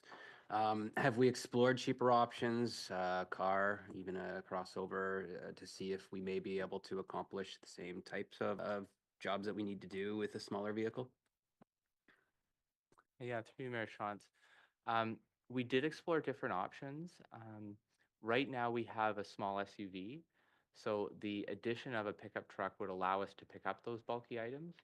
I mean, the only thing I can think of is right now we do go to the Parks Department typically, or sometimes Public Works when we need to borrow a vehicle. But it's the same kind of issues, I guess, we talked about on Tuesday, is that when all the Public Works staff are out, driving around the roads, and all the Parks Department staff are cutting grass, it's difficult to get those vehicles in the summer months. I will say the vehicle that we've chosen is a compact pickup truck. It's one of the smallest, cheapest available on the market. I put in that report that it's a hybrid, so it'll sort of meet our corporate efficiency standards and the goals that we have for that. I think really it is the best vehicle for us. And I'm not sure you're saving. I mean, looking at the price of a small truck versus a small SUV, the numbers aren't significantly different. And the operating costs in terms of fuel or anything, because it's a hybrid, isn't significantly different. Thank you, Councillor Burgess. Through you, Mayor Shantz. Just going to the grant side of thing for a sec. Have we committed to any of these for sure that we can't back out of if you wanted to kind of make the hard decision? Thank you, Councillor Burgess, through you, Mayor Shantz. I guess it's a bit of a yes and no, in the sense of, yes, we've committed funds. You have a number of grant organizations that you've pre-approved for the term of council. However, there is in our policy, it does note that that's always subject to every budget year. That being said, I do want to highlight that many of our organizations that are pre-approved do actually provide extras. I wouldn't say extra, but they do provide services for our residents, and they even assist many of our departments so that we don't have to have extra staff to do that. Specifically, like our bylaw department or division, Woolwich Community Services, as well as Community Care Concepts, provide extra support to us, and I think a lot of our contributions help with that. It probably isn't an exact cost recovery for them, but I would see, or I would anticipate seeing those decrease, or those services decrease, both for our departments as well as our residents without our funding. Thank you. And just following up on that, I know at the WMC, they have the great room in the back, the Woolwich Seniors Association there. This 10,000, is that a cash donation to them, or is that just a reimbursement because they get free rent, or how does that whole play out? So I might ask if Director MacArthur can explain that a little bit from the rec side before I add my extra bits. Through you, Madam Mayor, through council. So there is a grant, as we noted previously, from the province that does cover a majority of their operating costs. A couple of years ago, they did come forward just looking for some additional grant funding or for operating in terms, I think, to specifically for additional staff hours to help operate. So that is a cash donation. We do provide in-kind, but that is in terms of accessing grant from the province. So on top of the 10,000, they'd have staff hours, and then the rent, or are they rent free, or how does that work? We offset their rent through the grant program from the province. Yeah, thanks. Deputy Smith, did you, or? I think Ms. MacArthur covered it all. Thank you. Okay, thank you. Yeah, I don't think there was anyone over here. Councillor Bryant. Thank you. Just a quick question. Some of these groups, I know they're vital, so we're not talking about them, but some of the other ones that come in, do they do fundraising to offset their costs before they come to us? Or are they just coming to us looking for grants as a way of avoiding fundraising? And I'm not talking about community service or community care concepts, but the individual smaller groups. Thank you, Councillor Bryant, through you, Mayor Shantz. So as part of our policy, as well as all of our applications, we ensure that all of our applicants are seeking funding from other sources, whether it be fundraising or other grants, other levels of government. So that is a requirement to be approved for a grant. Others? Councillor Schwint, then Councillor Cadone, Councillor Burgess. Thanks. A couple I've got are Crisis, I'm gonna call it emergency communication support, there's a $10,000 increase. I'm assuming that's a just in case amount. I'm wondering, is it appropriate to have in a budget, or there's something that council could approve throughout the year if required? Through Mayor Shantz, two questions there, I guess. We started a communications emergency sort of support contract this year. It was something that we did when a large business in Woolwich was looking at an expansion and applying for a permit from another level of government, and we thought it was best to prepare our own communications for that business. I guess so. The two questions I would say is it is for emergencies. It is intended for something that comes up that we're not sure how to respond to from the township's perspective.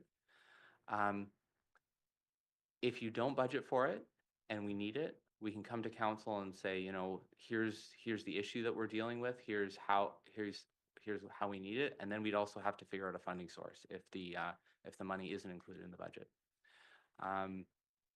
So, and I guess it could delay the response to something that's happening, right? So if we have to come to council and say, this is an urgent communication thing we have to get out, but we have to find the money.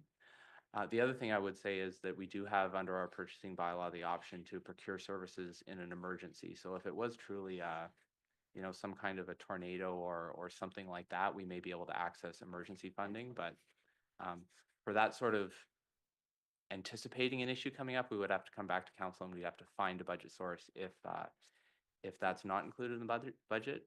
Having said that, I believe in the last page of your budget package, it is a proposal is one of the ways to reduce the tax levy to remove that.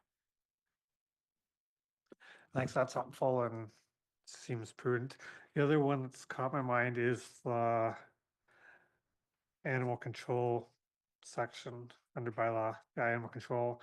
A lot of legal fees this year, which are new, and I guess the vet and boarding charges, et cetera, also have grown significantly. Do we have to be having a harder line in terms of making a decision on problem animals sooner rather than later instead of incurring more costs? So two answers. The legal is a shift from the clerk's side of the budget to bylaw enforcement. We had typically just coded whether it was clerks or bylaw, we had coded the legal fees just to one. And the idea of separating them out is to give council a better picture of, are you spending money on legal fees in the clerk's office, or are you spending money in legal fees for bylaw? So the actual net for legal in the corporate services department is zero. There's no change. The vet boarding charges, there's two things that are driving those costs. There's an inflationary increase baked into our contract. And we also have an increase in the number of calls that they're getting. So, and I would say that's primarily due to growth. So our contract has both the inflationary and the growth increase baked into it. Okay, I think Councillor Cadeau, Burgess, and then Bryant. Thanks, Mayor. Through you to HR, I'm looking at page 176 in the budget, specifically line items 43, 44, 46. I was hoping to get some clarity around what those are. So it's corporate training, staff membership fees, training and development. Together, they're $6,000, $7,000, $8,000, $10,000, $11,000. Is that just for the human resources department? Is the first question. And then the second question is, do we have window into how much we are spending organizationally on things like corporate training, staff membership fees, training and development?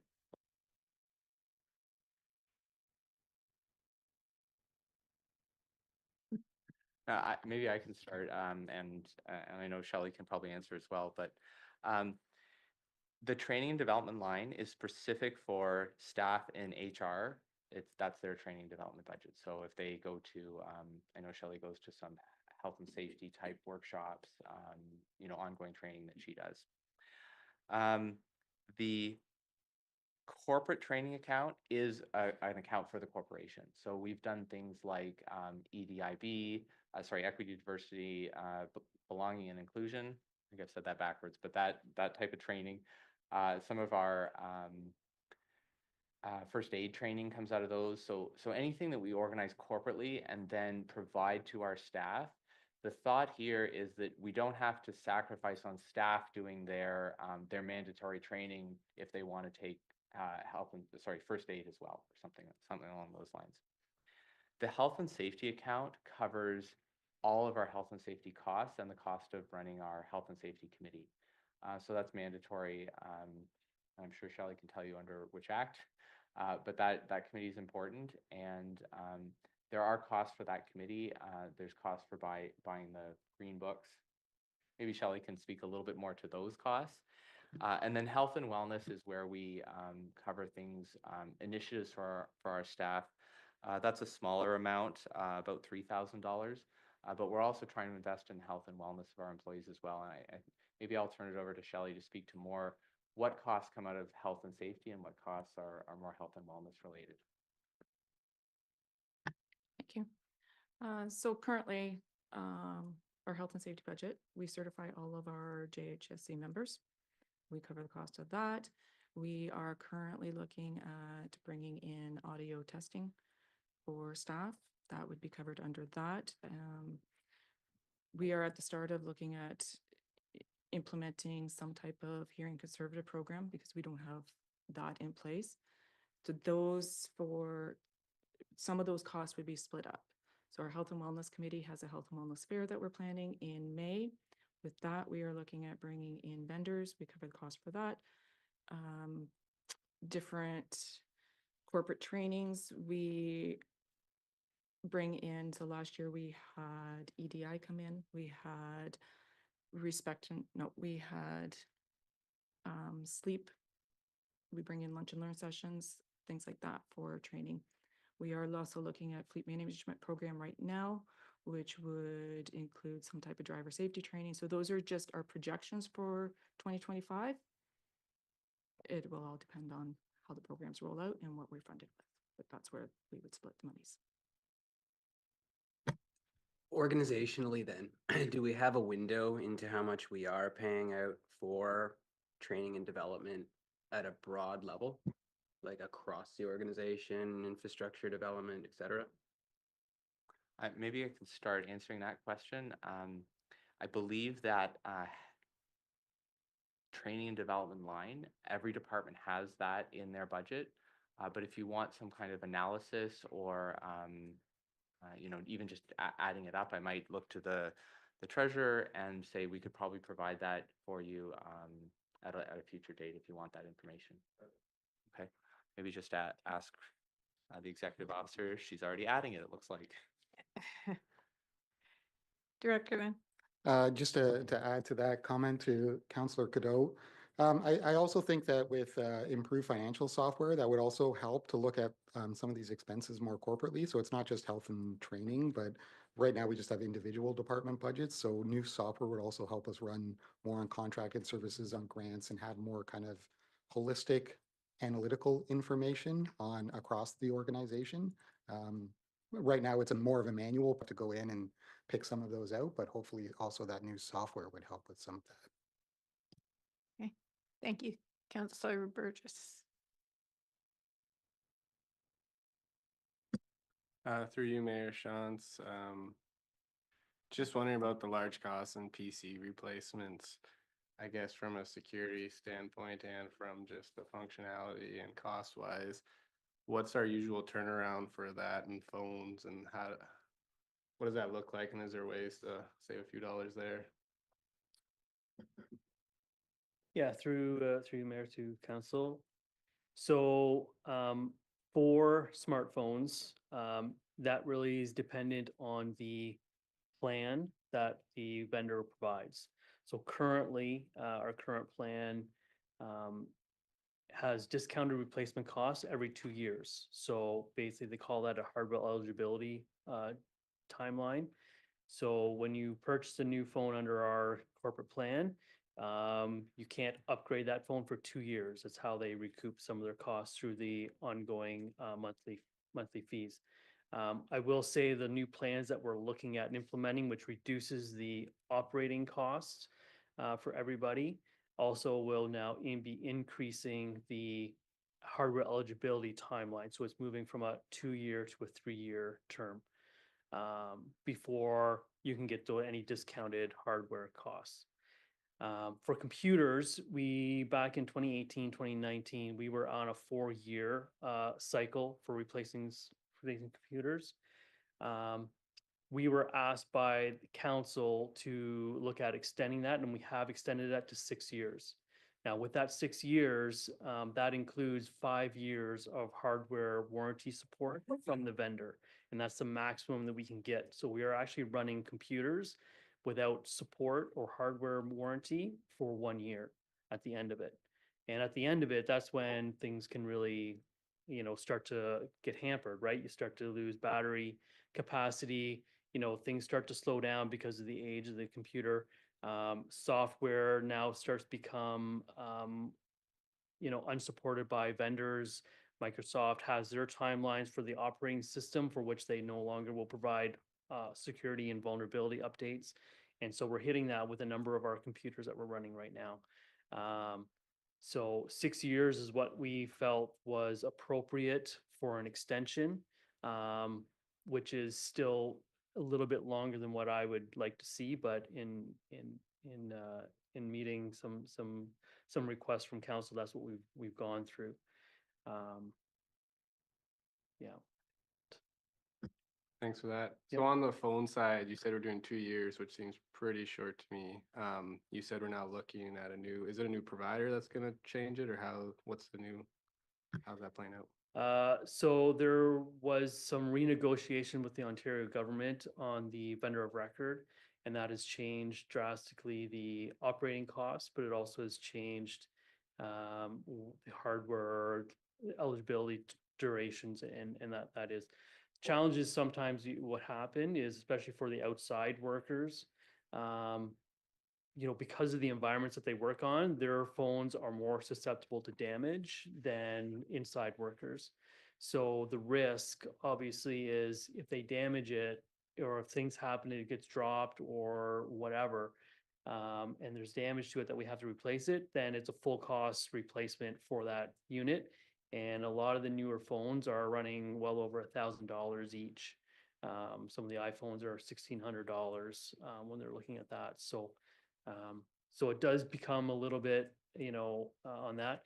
The other side of it with 3 years, again, smartphones are essentially computers, right? So you'll have the same types of issues when you're running systems longer. The batteries start to go down faster, right? They start to lose their capacity to hold their charge. Performance starts to go down as things are wearing, right? So there is some wear and tear that happens on it over that 3-year term. So those are some of the risks and some of the challenges that we could face. Can I just add that, well, Barry described our, did you say the eligibility window? Hardware eligibility. Hardware eligibility for phones. Not all of our staff replace their phones at 2 or 3 years under the new plan. So for example, we did replace two of our bylaw phones recently, but then the part-time officers get hand-me-down phones because they don't need the latest and greatest. And I know there's a lot of other departments that do that, or even for staff, they say, I have a 2-year-old phone and it doesn't need to be replaced, so they don't replace it. For the PC side, I would agree with Mr. Girth. The 5 years probably would be a better time frame since we pushed it out to 6. Staff that are have been using a PC for 6 years, they are banging down IT's door to replace that PC at the 6-year time frame. But we do sort of recycle or reuse PCs. So some of our students do get a much older model. Some of our PCs that are powering customer service counters are older. So we have extended those sometimes, but only in specific situations where we're not needing the latest and the greatest.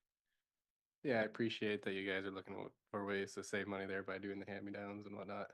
But it would be nice to push out the phone contract at least 3 or 4 years, just as a general policy. Whereas obviously if there's an extenuating circumstance where someone drops it or gets broken or whatever, that again, we're not going to charge them $600 to replace his phone. We can make an exception in that scenario. I guess lastly on that, for work from home, what does that look like? Like, is there a large cost of the tokens to be able to work from home, or are we doubling up on equipment, or how does that work? So for when we moved through the pandemic and people started working from home, there was a big push for outfitting a home desk or home office with technology. So how that works is that the equipment that gets purchased for work from home, that comes out of the department for which that staff member is a part of. So it does not come directly out of IT. So there are several departments that have done this, purchased equipment for staff to work from home. And these items will include like monitors, docking stations, keyboards, mice, power bar, or UPS. There's no additional software licensing that's required for that. We already have remote access licensing for those staff already in place. So we don't have to do anything like that. But when we look at a standard setup for what I would consider a basic home office, which would be one monitor, one docking station, keyboard and mouse, and a surge protected power bar. That cost is about $650 to outfit from the department to outfit that home office. Can I also add, so our work from home policy requires staff to provide their own furniture. So if you're working from home, desk, office chair, that kind of stuff, you have to have that already. And I'll just add, I know some people like myself, when we moved home in COVID, it was so quick. I just used my own mouse, keyboard, and stuff like that. So not everyone is using that $650. That is if we need to. Follow up yet? Sorry, one last one. Yeah. I guess from the work from home or from the cell phone perspective, do all staff have ability to work from home in the office here? And who gets use of phones? Like, is that right down the chain, or? I can start with that one. So work from home, we have a work from home policy that allows for up to 2 days a week of work from home for staff where it does not impact the organization to do it. So there's some people, some of our front counter staff that just don't have that opportunity to work from home, and that's because the organization requires those people to be in person, to greet in person in customers. And I had the other part of your question, I forgot it, I'm sorry. Cell phones. Oh, yes, cell phone is also based on demand from a department. So, for example, a lot of our managers that are on call or required to answer their phone at night will have a work cell phone. I know that there's some people that are out in vehicles for health and safety reasons that would have a phone. For example, I give all of my bylaw officers a phone, actually in lieu of a radio. So they they can call for help or anything like that if they need. I would say that's typically, based on work needs. So most of our managers are sort of on call, and then there's people that are out in the field. There might be some nuances to different departments, but that's the general rule. Okay, Councillor Bryant. Thank you. Just to follow up to your vet boarding charges, is this the OSPCA KW version that does this? Yes, we're under contract with the Kitchener-Waterloo Humane Society. And are these costs rising on a yearly basis, or how do they justify? Do they charge by the number of animals going in, or how is this one worked out? Yeah, so there's two that impacts our annual contract with them. One is a cost of living adjustment, which is calculated every year. That's been built into the budget. And the other is the number of calls that they're responding to. So that has been going up as we grow, and that is also built into our budget. Okay, and one final one. Do they do wildlife as part of what they do for us? I know in the past wildlife we have not done for a number of years, but are they doing that, or is it nothing being done? Yeah, so before we started that contract with the Humane Society, the township's response was we do not deal with wildlife, sort of period. When we moved to the Humane Society's contract, it was an increase in service. What the Humane Society does is compassionate response to wildlife. So if, they won't deal with, there's a skunk in my backyard, there's,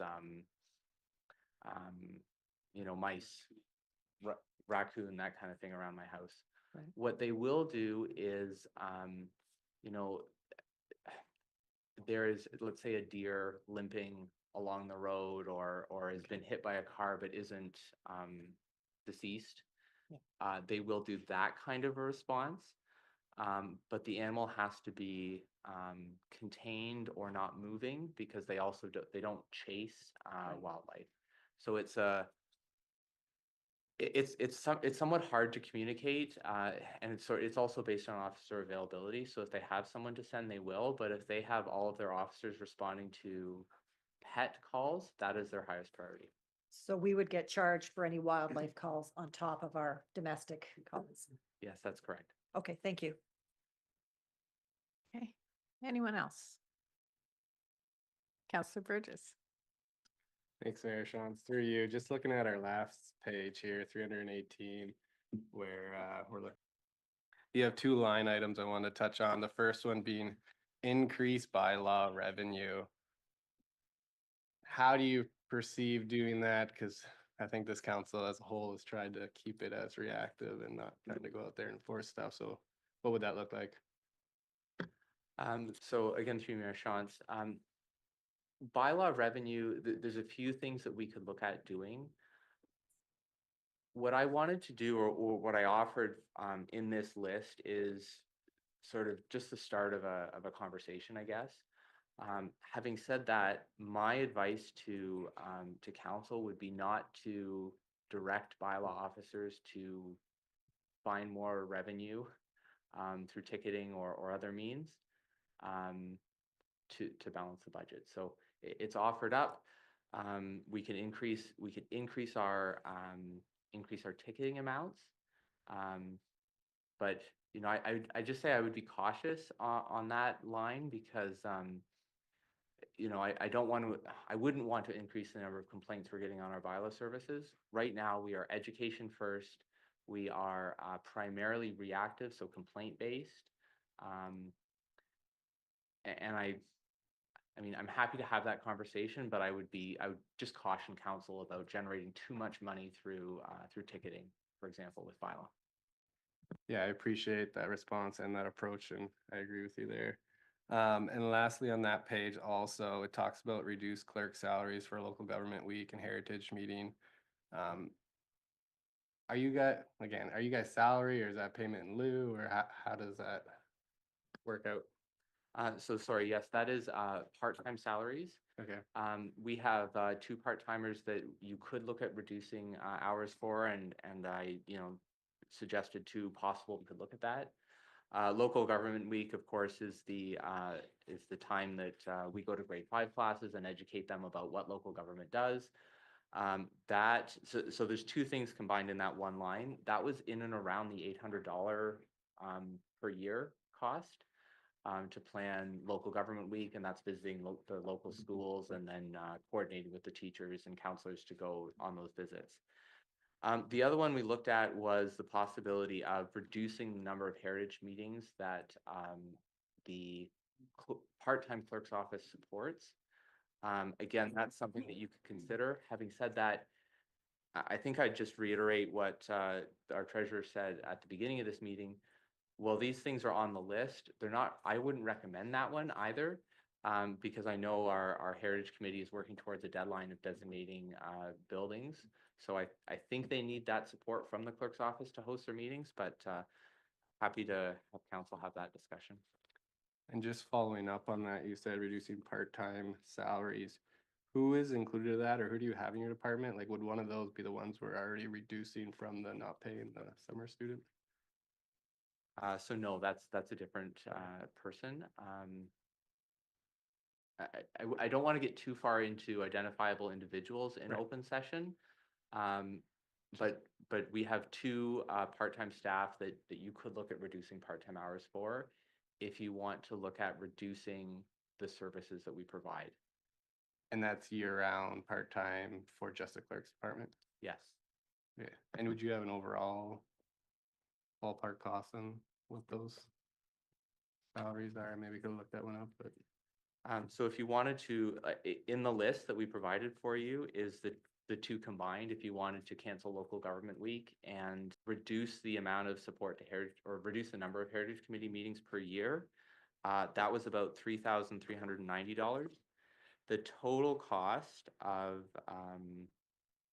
clerks' part-time wages, I believe, is approximately. Oh, Alex has got it there. If this is getting 16,000. too, okay, I was gonna say, if this is getting too specific, we can tack it on with your permission to the enclosed. I think if you're just talking about numbers and you're wondering, like, the total cost of part-time salaries in the clerk's department is $16,000. Thanks. And one last question, if I may. Mhm. To Director Lynn, just following up on kind of your earlier question, since the financial software is in the IT budget there, does the MNP software have extra modules that you can buy or any connections to the other programming departments like HR, payroll, or anything that you could buy instead of going through UKG or someone else? Through you, Mayor Shantz, I would say no. I think the HR software is a pretty bespoke HR software. We didn't even include payroll in the, which is a finance function, in the financial software package because it didn't really have the software functionality in our tender. So payroll wasn't even included in the initial RFP related to the financial software. But since we're going with the HRIS software, payroll and HR are much closer linked than, say, finance and HR. So it really is a separate platform. The thing being said, though, and a main reason that we're even a huge issue with us right now is we don't have integration between the finance software and any new packages, whether it be payroll, whether it be HRIS, whether it be budgeting software or anything. The platform that we're using right now in our finance system is so old that it won't have that kind of integration. And Mr. Girth can talk more about that, but at least now we'll be upgrading potentially our module or base platform on the finance system. So we could potentially have payroll integration, at least with the posting of it. We wouldn't run the payroll through that software, but we would have like be able to export data from that and vice versa, but it wouldn't replace essentially this HRIS or payroll software, the finance software. Councillor Cadeau. Just as a follow-up to that, if we were to go back to market and issue a new RFP, would there be solutions that could encompass everything that we are after? I think we can speak more to that during the finance presentation because we are going to present, obviously, the finance software. I don't believe so. We can go into more discussion. We went out with a vendor with some specific recommendations. We didn't include payroll and HRIS. I'm not personally aware of something that would do everything that we're looking for.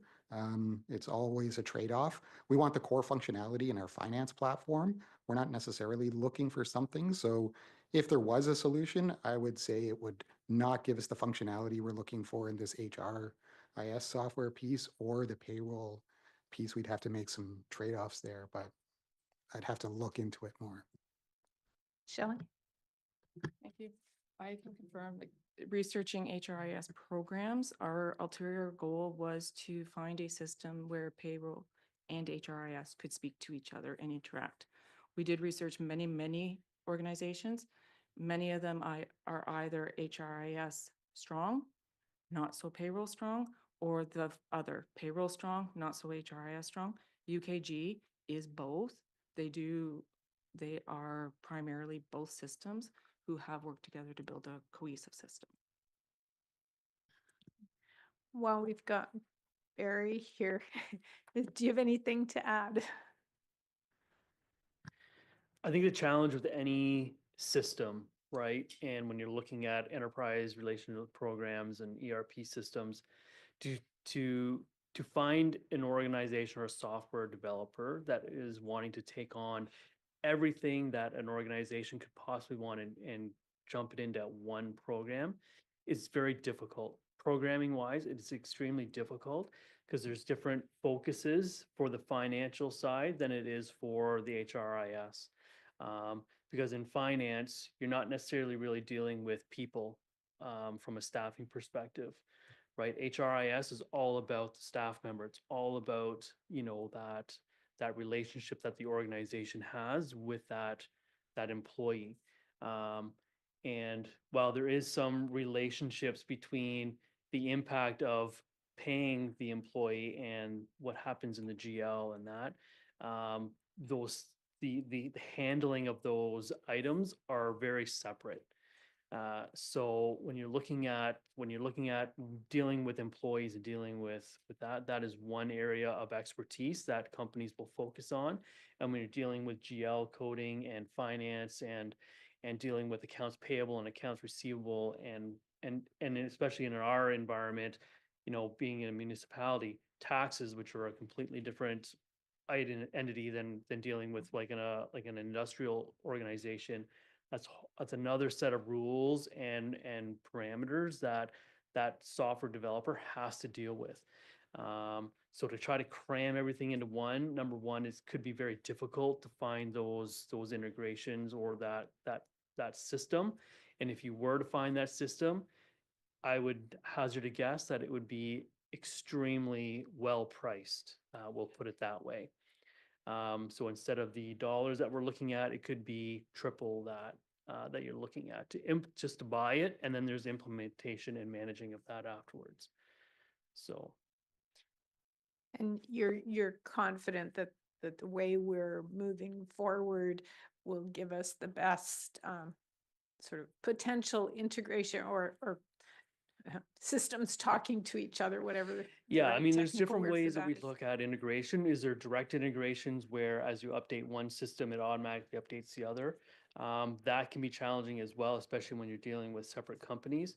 I think the integration or the way that we're looking at right now is we're going to be exporting a particular file from the HRIS or payroll system and then being able to import it into the financial system to match up to the GL codes and do that kind of thing. So there's that. The other benefits with the systems that we're looking at right now is they are hosted systems, they are cloud-based systems. So it makes it a little more availability. Yes, there's some security things that we have looked at with regards to all these. But it makes it a little more available to staff rather than having it in on-premise or in the house system. That also then adds to the concept of the operating costs, and now we're looking at subscriptions, and those are the things that kind of impact on those aspects as well. Everything's subscription these Everything days. is moving to subscription. It's a Yeah. pain sometimes, but you know, it is what the industry is moving towards, right? So. David?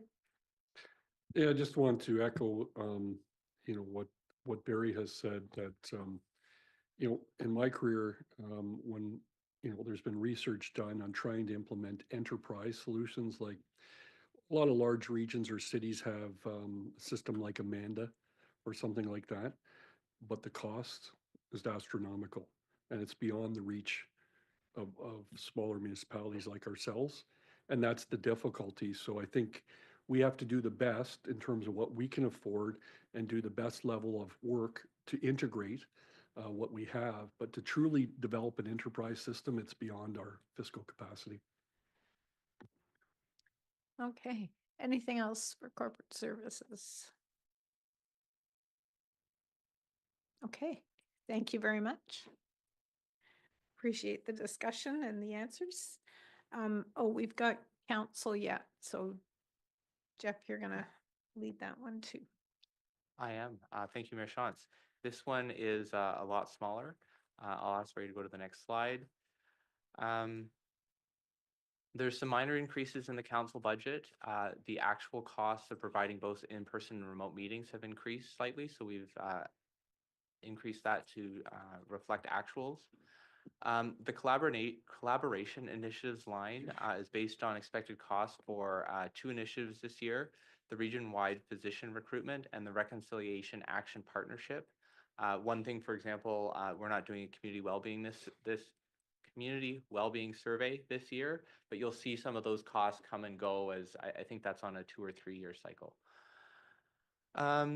There's a small shift in expenses with no net impact from miscellaneous to special events. So just again, for transparency, thought actual events made more sense in the special events line. So that's things like State of the Township or the Mayor's Pancake Breakfast. And then staff are monitoring the fees and charges waiver account. I would, if we weren't trying to meet that 10% target, I would recommend that you do include an additional amount in those. However, we've kept that the same for this year. I think we can get by one more year with that same amount, but again, we'll be watching actuals very closely on that line. And that's all I have for the council budget, but would be happy to answer any questions. Okay. Council, this is your budget. Questions? Councilor Burgess. Through you, Mayor Shantz, I guess firstly, we get funding for track from Lanxess. At the end of November, we're well below the 2024 budget. Is there hoping to be another transfer for this year yet? And I guess number 2 question is, our costs have gone up to 50 from the original 40. Can we look at getting another 10,000 from them to support the track initiative to match the costs? You're right, Council. Lanxess does provide funding for track. In the last, so if you look at 2020, 2021, 2022, we've actually been under that $40,000 number. So that's been good. One thing that you'll see, and our partnership has been working well with them, is, for example, in 2023, our actual costs were just over that $40,000, 42 and change. And you'll see if you go down to the revenue line that Lanxess paid all of that. So they've been, again, a good partner. If we've been over and the cost, if we've been over, but the costs haven't been too much over, and they've been justifiable, they've been happy to pay those. Otherwise, you'll see that contribution from reserves line as well in there is $10,000. That's how we cover that. So that's operating contingency if there was something that we would have to fund from elsewhere.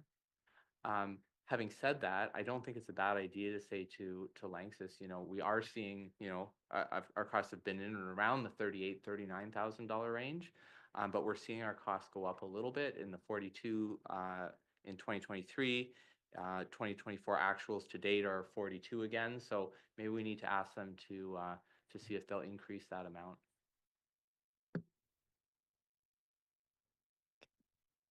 Anything else? Councilor Burgess. All right, through you.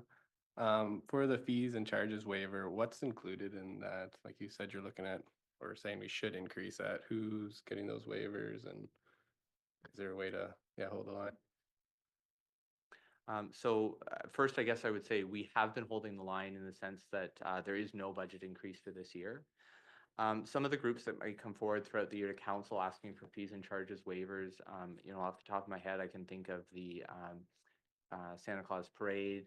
We've had some people ask for fee waivers for room rentals, that kind of thing. And then, even just costs for, say advertising at the new municipal community sign, municipal digital sign allows for a group to come forward. So that would be new this year, to say, can we have free advertising on that sign?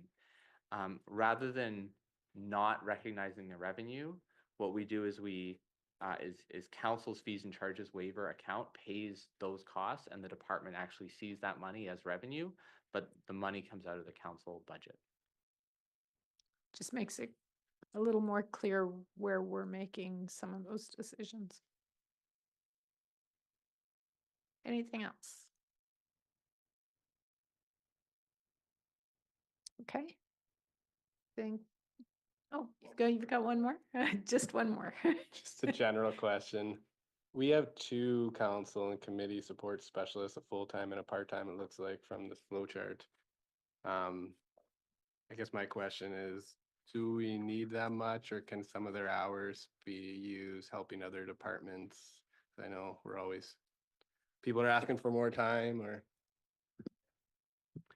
So the 2 positions are the council committee support specialist. That is the primary, that person is primarily in charge of council and committee of the whole meetings. In an average week, I can tell you that they probably spend about 4 days a week preparing for and following up after council to make sure all the records are up to date, website, that kind of stuff. In the other time that this person spends is she's also a lottery licensing officer, so any of your lotteries are going through there. And then she does have some other projects, so she'll be helping with the election, that kind of stuff. And I actually do want to thank her. She was instrumental in the new camera views that we've developed here. So she was really good at doing some of those other things on the side. The part-time committee support specialist role primarily actually works for track. And then those costs, as you asked before, are primarily covered by Lanxess. The person also helps out with providing meeting support for the Heritage Committee and some other sort of smaller admin tasks. But to answer your question, with a fixed number of hours in a full-time positions person, we cannot cover council, committee of the whole, track, and heritage committee. Probably all I can say on that. Thank you. Anything else? Okay, I see it's 11:35. Couple of thank you to to all of you from corporate services for today. I'm not sure if you want to get into development services. I don't know if anyone has certain specific hour commitments over the noon hour. If you want to break now and come back to development services, or if you want to dig into development services and then have lunch. Ray. Yeah. We could do closed. Sure. I would say it's totally up to council. We had like we're ready to start lunch at 11:30, so anytime now. We can also go to closed, totally at your will. Okay. Okay. I'm getting I think a consensus to go into closed, so I will ask for a motion to convene in closed session on Thursday, January 9th, 2025 at 11:35 a.m. I almost said p.m. Moved by Councillor Grant, second by Councillor Bryant, and that will be for find my notes. I think there were 2 personnel items, and help me out, Jeff. They're on item 5 on your agenda this morning. So it's IT security and union negotiation matters, and then your right to staffing matters. Okay, thank you. All those in, that was Councillor Grant and Councillor Bryant. All those in favor, and that's carried. Thanks. We will go into closed, and then we will have lunch, and we will return somewhere around 1 o'clock. Okay, thanks.